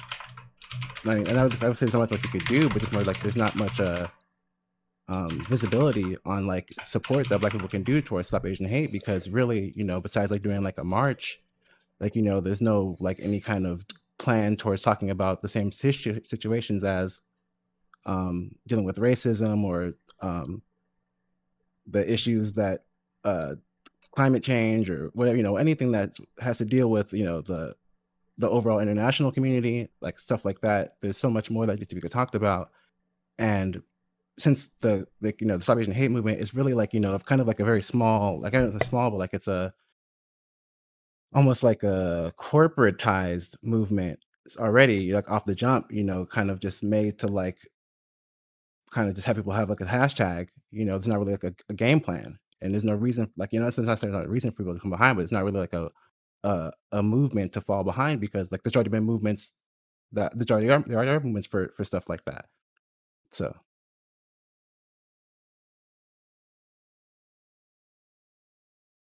there we go. So there was a lot of phrasing, or it almost seemed like at one point that a lot of the conversation revolved around the idea that blacks were perpetuating a lot of the hate against Asians. Is everyone familiar with that idea that during this time of crisis, there have been a lot of hate crimes specifically for blacks on Asians? I remember there was one where there was an old man who had been collecting cans in a neighborhood in Northern California, who was attacked by a bunch of young black kids, and you could hear them in the call saying, "I don't give an F about Asians." There was also, around that time, there was a situation on a bus where some Asian woman had been assaulted, and so there was a lot of that talk. Do you guys remember that? I did hear about that a lot. And I think that was kind of what motivated the question a bit, because during that time, on top of saying what blacks can do to be better allies to Asians, there was also a lot of talk about just blacks assaults against Asians. And recently, NPR came out with statistics that said that of the assaults on Asians, 90% were perpetuated by white men, and 5% were from blacks. So that kind of made me feel like there is a lot of anti-black racism within the Asian community, and even at their time of need, when all of these assaults are happening, it felt to me a lot like they were almost they were painting a black face on their victimhood, or as their assaulters, even though that wasn't the actual case. well, that happens a lot. You can go ahead. Yeah. I see. Oh, go ahead. You go ahead. I talk a lot, so you go ahead. No, you're fine. I'll take it, but you're good. The thing I was gonna say is that was I was gonna say it's 100% an orchestration of like a lot of like alt-right conservatives. Like they push that agenda, but it's not entirely that. Like there's always the sensationalization of the media. That you will see just a lot of stories that kind of involve, you know, black people doing crime, and then this one is also happening against an Asian person. So it's like, you know, the media is very much good at antagonizing, and it's antagonizing on two fronts. And there is both enough internalized racism, not internalized, but in-group kind of racism against black people for that message to try to stick. And, you know, I didn't even know about that study, but I would just imagine, just by the numbers of people, that white people would probably be the majority of people doing the hate crimes. I didn't think 90%. That's a pretty stark difference. But yes, I think that's more to me more to speak like why we should really try to avoid having these issues with what do you call it? Try to avoid having these issues where we try to have these groups compete with each other, because like there's always just an opportunistic white supremacist who just wins on both sides.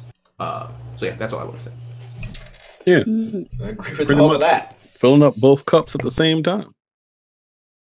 So I mean, let me jump in before I'll go. I think, to be honest, like it's just like you guys were, I guess, saying, like it's as we're become the de facto like problem response person. Like we are that person. We are that group of people that, regardless if anything has to do with us, we are that person. We get that interview spot on that Good Morning America. All right, black people, what you feel about this? Black people, what you feel about that? And like sometimes, to be honest, like we got too much shit going on already. And like, and not to say like the Stop Asian Hate isn't prevalent or anything like that, or Black Lives Matters is more superior. I just think there's so much minority hate in general that like we have already spoke that we don't like this stuff. Like, why would it change the scope of what like the person is?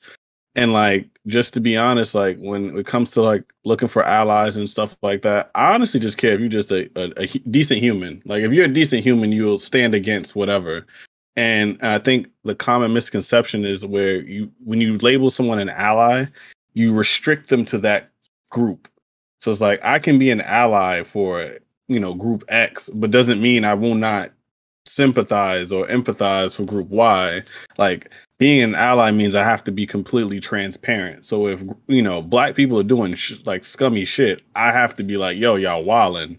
But if y'all also are being attacked, and I have to stand there with y'all and for y'all, and be on those front lines with you.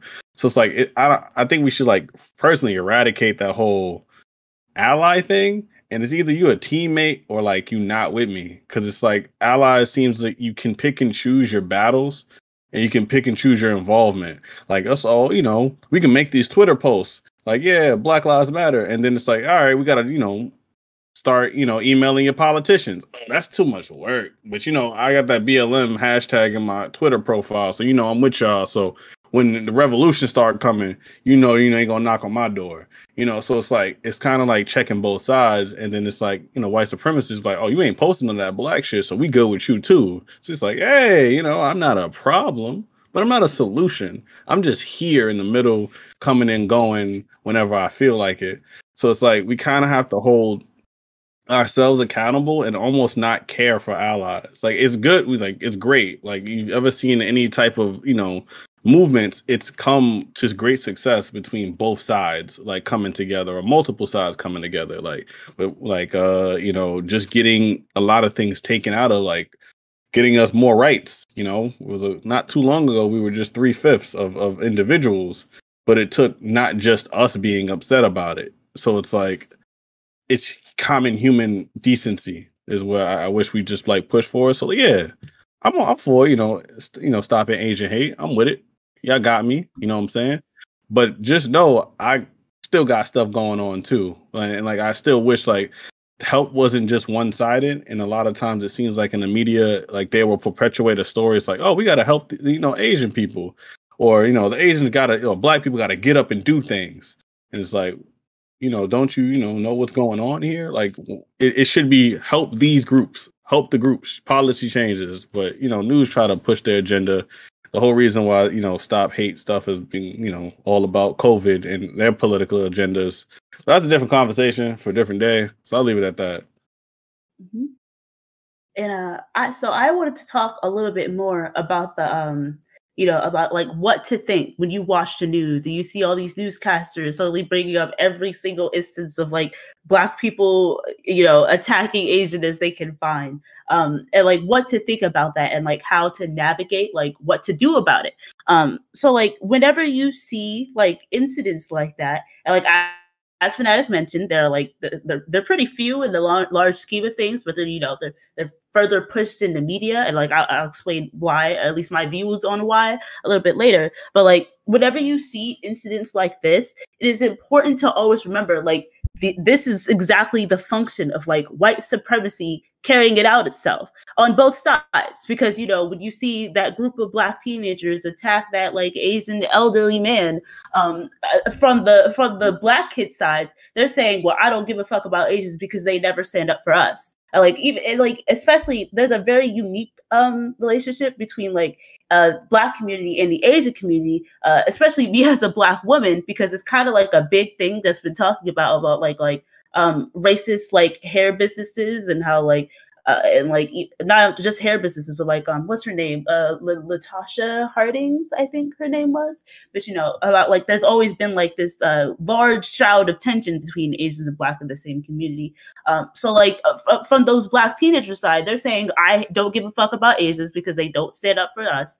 And like because white people have a tendency to like side with Asians and more like congratulate them, and those are functions of the model minority myth. And then from that elderly man side, Asian people will see that report and say, man, Black people are so violent, they always complain about all the things that happen to us, but we're minorities too and we made it, so why can't they? And that's also a function of the model minority myth like perpetuating itself. So like when you see like all these tensions arise and all these people blacks and Asians like, you know, go against each other in the news, who does that truly help? Because it doesn't help black people, it doesn't help Asian people, it helps white supremacists, because then they can say, well, what about the black on black crime? Why are you listening to black people? They treat other minorities this way. And it's like a way for them to like abuse these situations and use them as like a, well, you guys aren't as just as you say because black people do it like this. So like I've seen like plenty of conservatives bring that up and say, well, what about all the black on Asian crime and the black on black crime?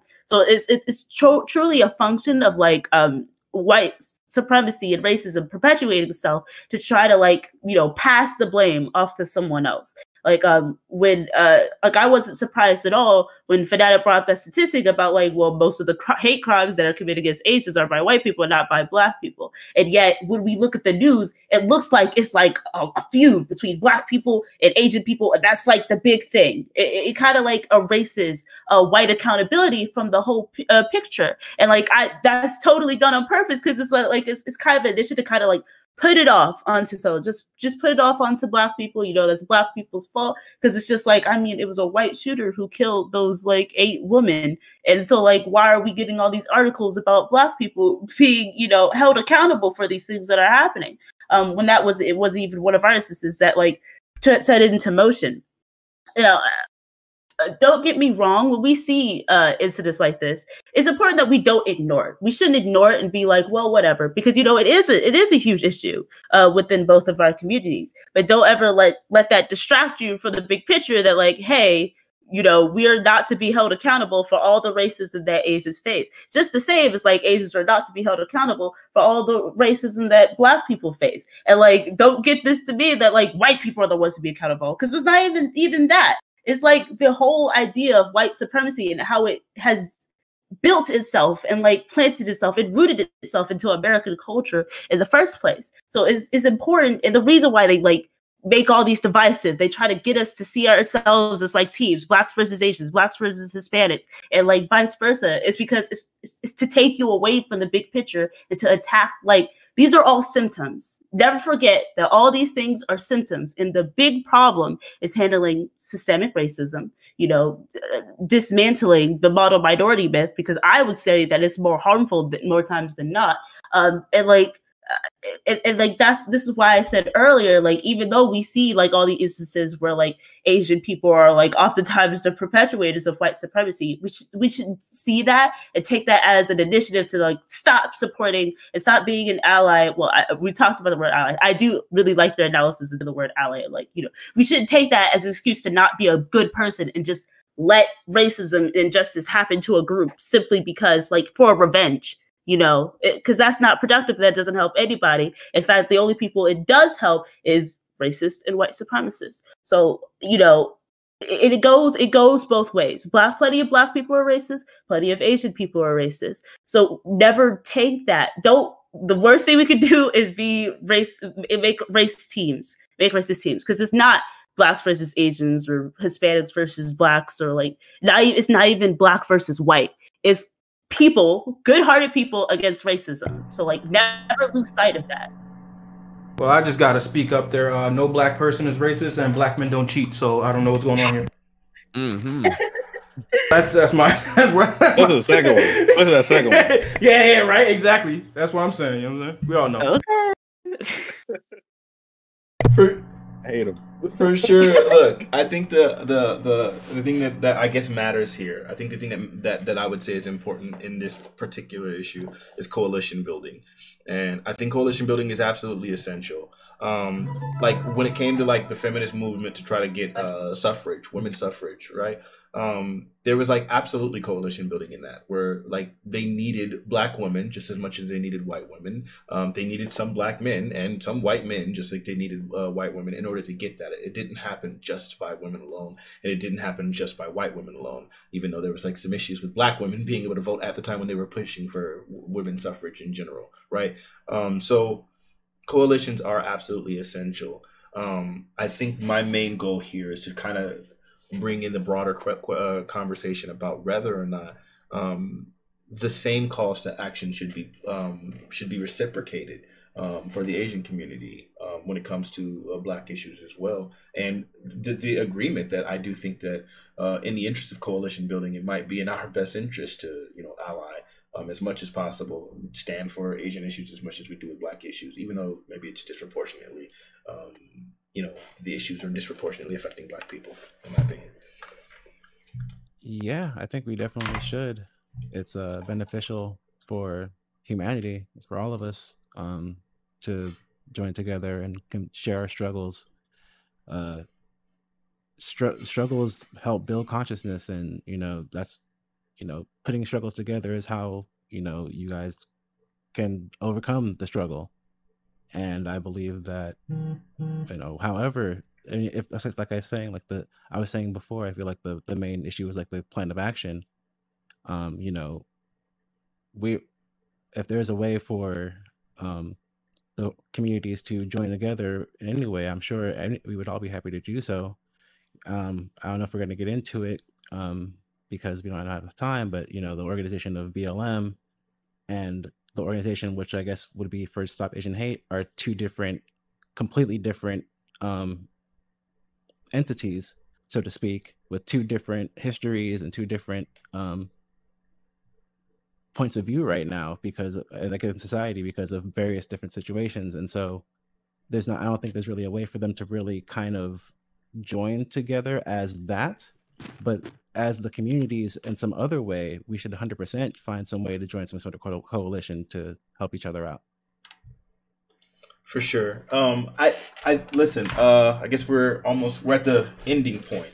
I feel like both of these, I'm glad that we were able to have this conversation and it didn't even get crazily contentious. It's only because I'm not a panelist, though, trust me. I'm always surprised. Yeah. But genuinely, I very much appreciate all of you guys for being here. I guess now we should probably do just some simple outros. Gambit, he already had to go, but it was hard just trying to even organize to find out exactly what time would be best. I did it on short notice. I was gone all weekend. I wanted to do it over the weekend, but then I ended up doing the whole hiking thing or whatever. But I do appreciate every one of you guys for being here. Lyra, do you have any last words that you would say just about the topics in general, or whatever, and your basic outro? I talk so much, so I think I could just go ahead with the outro. I'm truly surprised with just how peaceful it was too. I was expecting you to blow up at least once, Fanatiq. I'm so surprised. But I think this was a very fun panel. It was very cool. I feel like we had very good and productive conversations, which is what you always want. And we got to see a lot of perspectives. So I really enjoyed this panel. Thank you so much for inviting me. Everyone, my name is Lyra Centauri. I stream on Twitch. I'm a part of panels sometimes, and when I'm not on a panel, I'm being bad at video games. Come by, and hang out if you want. But I really enjoyed talking on this panel with you guys. Oh, I'm sorry? What's your Twitch? I'm gonna drop it in my chat. Oh, it's Lyra Centauri. It's LyraC on Discord, but I'll type it the way it's spelled correctly. Yeah, type it real quick here so I can I don't have anyone's Twitches on my end, so no one knows where to go to follow y'all, sadly. I'll add my Twitch in the chat there, so you can spell it. It's kind of spelled kind of weird. But I really enjoyed the panel. It was really good, and I look forward to all the more ADOS panels that we have. This was a very cool idea, Fanatiq. So thank you for inviting me. Okay, Prodigy. Thank you for coming by. I was trying to get. I think it might be your brother. Is your brother Prime Legendary on Instagram? Maybe not. Oh yeah. Okay. Yeah. I was trying to get him on the panel, man. He has a lot of takes. A lot of good takes, a lot of great takes. He's kind of busy. He's just trash with internet stuff. So yeah, he said he was hyper busy because he's working and whatnot. But yeah, but I do appreciate you being on the panel. Obviously, we have talks. Again, not so much political conversations, but we just have talks in general. And I just like your talks, your takes. And this isn't necessarily about politics, but more about, I would say, social issues and just kind of discussing things in that way. But do you have any outro or any last words? First and foremost, I'm upset you didn't turn up. I was prepared for it. I have my energy stoic ready for you, but it's whatever. Part 2, I'm ready for the cast. We break down. But what is it? Secondarily, resident New Yorker, bonnet wearer. Recently, playing on Twitch, Outriders, addicted to it for no reason. Hate grindy shooters, looter shooters, but they got me. But yeah, I'm always down for these type of things. I love having conversations with people, bringing awareness and like-minded individuals growing and, you know, showing love and stuff like that. So yeah, Prodigy the Prince, just like my name, and not the, it's duh. I'm black. There he is. Okay, and Batson. sonBat. All right. Yeah, thank you so much for having me. This was a great time. I really appreciated the points of view and being here. I hope I can be invited to the next one and do more of these. I do have a Twitch. It's sonBat with a underscore at the end. I don't really stream that much because I just got a new computer, which is good enough to stream. So maybe once I get that set up, I'll start streaming more. Games I do play, I guess I do play some Outriders right now as well. Maybe I'll hop in some games prod. Say I play, less. Okay. I play Valorant, play some Dota, and then on the other sides, I practice some music sometimes on Ableton or this program called Melodics that I use sometimes. But it's been great being here and I've seen you guys. TriHex also a big fan. Whenever you're having a conversation about your emote, I'd love to be involved in that as well because I actually want to talk about that if you haven't before. Oh yeah, I thought you already like wore that out in your life, but maybe if you haven't, I'm happy to talk about that. But yeah, it was great being here. You're muted. Fanatiq, you're muted. Okay, can you type streamer? Listen, I'm struggling. Okay, I need you to type your Twitch and so I can follow it. I don't think I've even been to your Twitch before. I'm so annoyed. Let's go. TriHex. Oh, am I up next? Yeah. Okay, so first, let's go ahead and address here. Yeah, am I worn out talking about the emote? I mean, worn out could be said. I mean, I've had this discussion a billion times. I made a very elaborate 15-minute long YouTube video on it. I've had a talk article made about it. I've been addressed about tryhard and its implicit racist undertones for the last 5 years plus. It's a never-ending conversation. I've also been approached about, well, hey, anytime, and I mean literally anytime that someone non-black says the N-word, whether it be with an A or hard R, either or, everyone comes back to me. Well, what's your take on that there? And it's like, whoa. There's a lot going on there. So it's also it never really ends, a never-ending conversation. It's like fashion. It just goes on forever because the culture just continues to never end, honestly, here.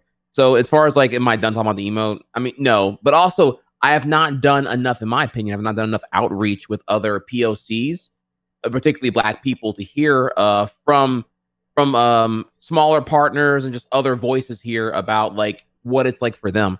I know that Char can be weaponized and used to like be a racist dog whistle for Black people, etc. Right? And could be your like your ban filter evasion of a substitution of using hard R, obviously, right? And clearly, I don't condone that. I don't even do it. I don't even do that ironically or anything like that here.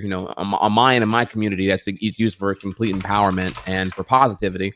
I don't endorse or condone any of that shit. But I know it's a convo that I'm definitely excited to have with anyone who wants to have it, clearly, because I do want to be part of the positive change here. And I'm always sad whenever it's like it's such a weaponization of minority depiction because of our lack of representation that ends up resulting in it being globally banned in many people's moderation chats by choice because they don't know how to they don't know how to overcome that culture of abuse. So yeah, that comment about emote, absolutely would love to have that whenever. However, on feedback on this panel though, Mr. Fanatiq, or I would call you Talknatic here, but you ain't did no talking. I had 2 people called you out and say that you they're ready for the heat, and you were here quiet. I agree. You were quiet, Mr. Host. Where the drama at? I'm so shocked. What's going on here? You had takes. I heard nothing. So Talknatic, and tell Fanatiq he's fired. Tell Talknatic I want him here next time if you would not mind, sir, please. So we got that there. And then my last call to action here is that I'm getting some feedback from my own community here that they would have loved to have seen an Asians slash blacks crossover for a future panel to maybe just kind of have that conversation, rather than us like speculating over the black X Asian reception, etc. Why not just have them on here and hear from them personally?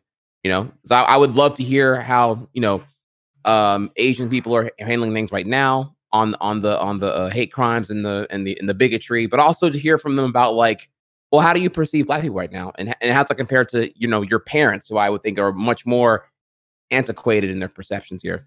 That'd be a productive convo to have, because honestly, I'm pretty ignorant on the nuances of really where we are with blacks and Asians in this country. So that sounds incredibly exciting to me in a future possibility.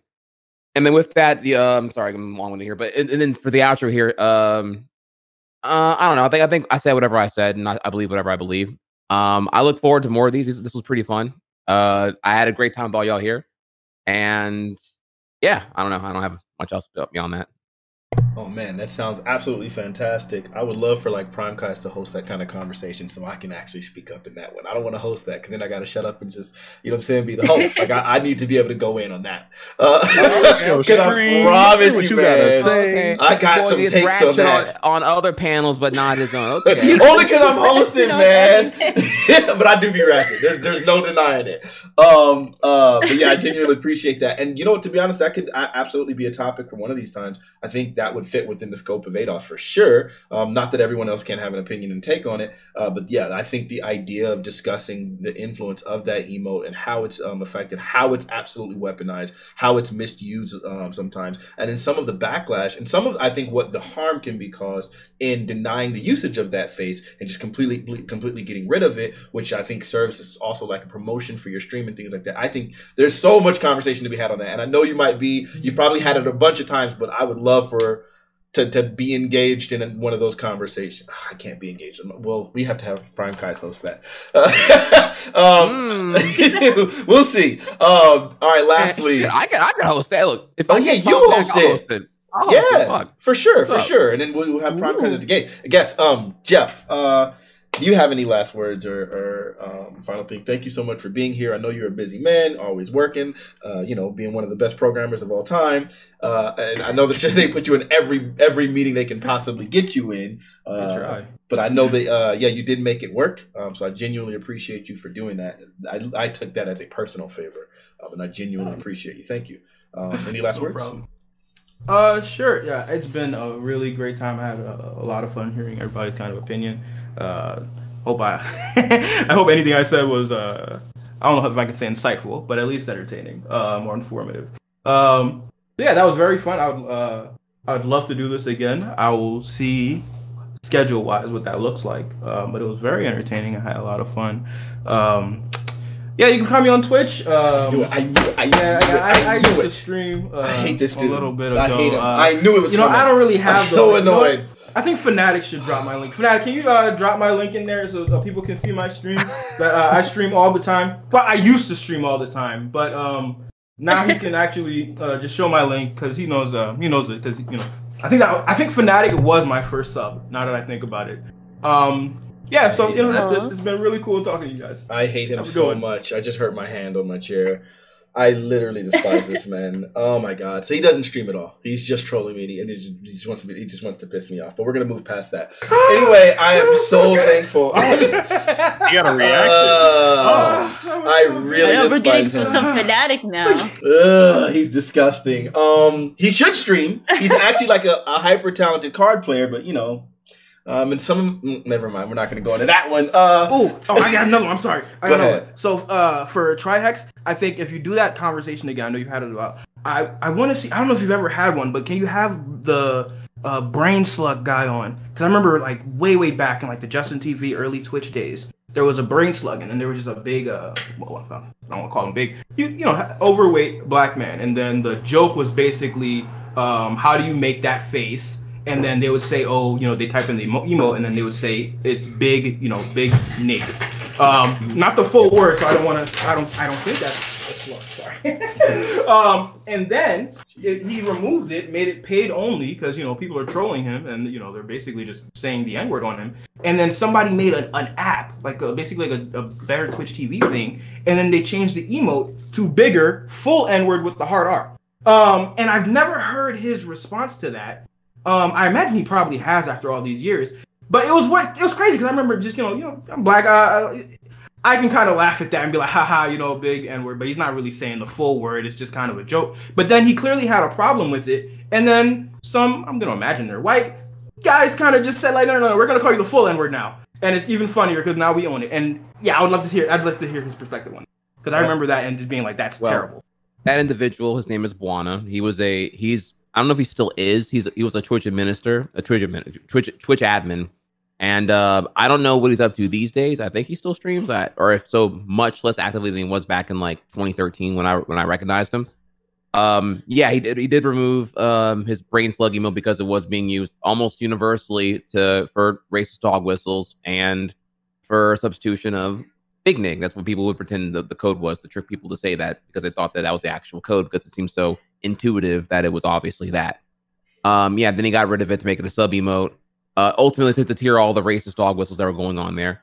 And then November 2012, Tryhard happened, and it didn't get quite the same level of BS as a Brain Slug did, but that all for me blew up for me around 2015 whenever I blew up from Mario Maker, and then now everyone knew that I was at Face, and then that got used a shit ton there. I could try to get Buana on. I'm not sure. The thing is, though, is that like I don't know if he's really going to want to come on just talk about, you know, traumatizing racism nonstop. I could try, but I think it needs to be like more of like a lure to like a call to action of what what are we doing with that? Are we bringing attention to the problematic rhetoric that comes from minorities depicted in Twitch emotes, and then what we can do about it now, or whatever? Like. It's kind of like, you know, hey, come on this panel and tell me how fucked up you are mentally from all this racism going on nonstop over the last like 6+ years for you. You know what I mean? Like, so we got to figure out that a little bit more, I would think, to get him on, I would think. For sure. But I could try. I can't wait for that because now that we've spoken about it, I'm pretty sure I'm going to be on your helmet, and I'm pretty sure Jeff is also going to be, trying to he'll be interested in following that conversation. Obviously, he has a lot more history. He was in Twitch long before I was.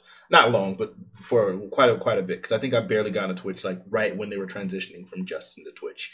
So that's something I think would be a great conversation, and I look forward to that. And I think it's an amazing idea to have have a panel kind of discussing the Black and Asian community with representatives from both sides. While I loved it, I don't think it's necessary in order for us to have a conversation from the Black perspective. I think it would be a great for us to expound in that way, to be able to include their voices as well and kind of interact in that way. And I think that could actually be a very fruitful, productive, healing conversation, I think, to be had, especially one if I'm allowed to speak and turn up. But either way, this is the very first panel. We'll definitely be doing more of these. This is my first foray into like trying to organize something. I want to try to do a little bit better. Next time I will have the topics and stuff much more soon. I think I'll probably pick a little bit more spicy conversations so that we get a little bit more energy. But I like this. I don't think every conversation needs to be turned up. I think sometimes just having conversations and having ideas like elevated from like-minded and like-skinned individuals, I think it does just kind of help sometimes just to validate things that you're feeling and ideas that you have. Some of the things that people said that I wrote down that I thought, man, I never really heard that. I didn't hear it. I understood it, but I didn't have the words. Kyle made the statement, the problems regarding like our racism and anti-Black racism, hate, and just hate crimes and stuff against Black people has been normalized in a way. The fact that we're like having this conversation and like kind of moving past that towards like, let's focus on this other thing is part of that normalization process. And I didn't really think of that. That's something I've tried to express, but not had the words for. And then also someone else mentioned that the Stop Asian Hate motivation is more about personal accountability. I think that was actually Kyle as well. It's about personal accountability as opposed to like systemic changes, whereas most of the time with the Black issues, we're focused more on systemic issues. I think Yeah, there's just a lot. There's a lot. But either way, this was a great conversation. I look forward to having more of these. I hope some of you guys will be coming back. The door is obviously open. This is really, really great. And we'll be back more for more of these, hopefully next week on Tuesday or Wednesday. We'll see how we can make it work. All right. Yeah, the biggest boundary is schedule. So we just got to figure out a schedule and see what happens. Yeah, definitely. I'm gonna end my stream here. You guys, make sure you follow, subscribe, all that stuff. And yeah.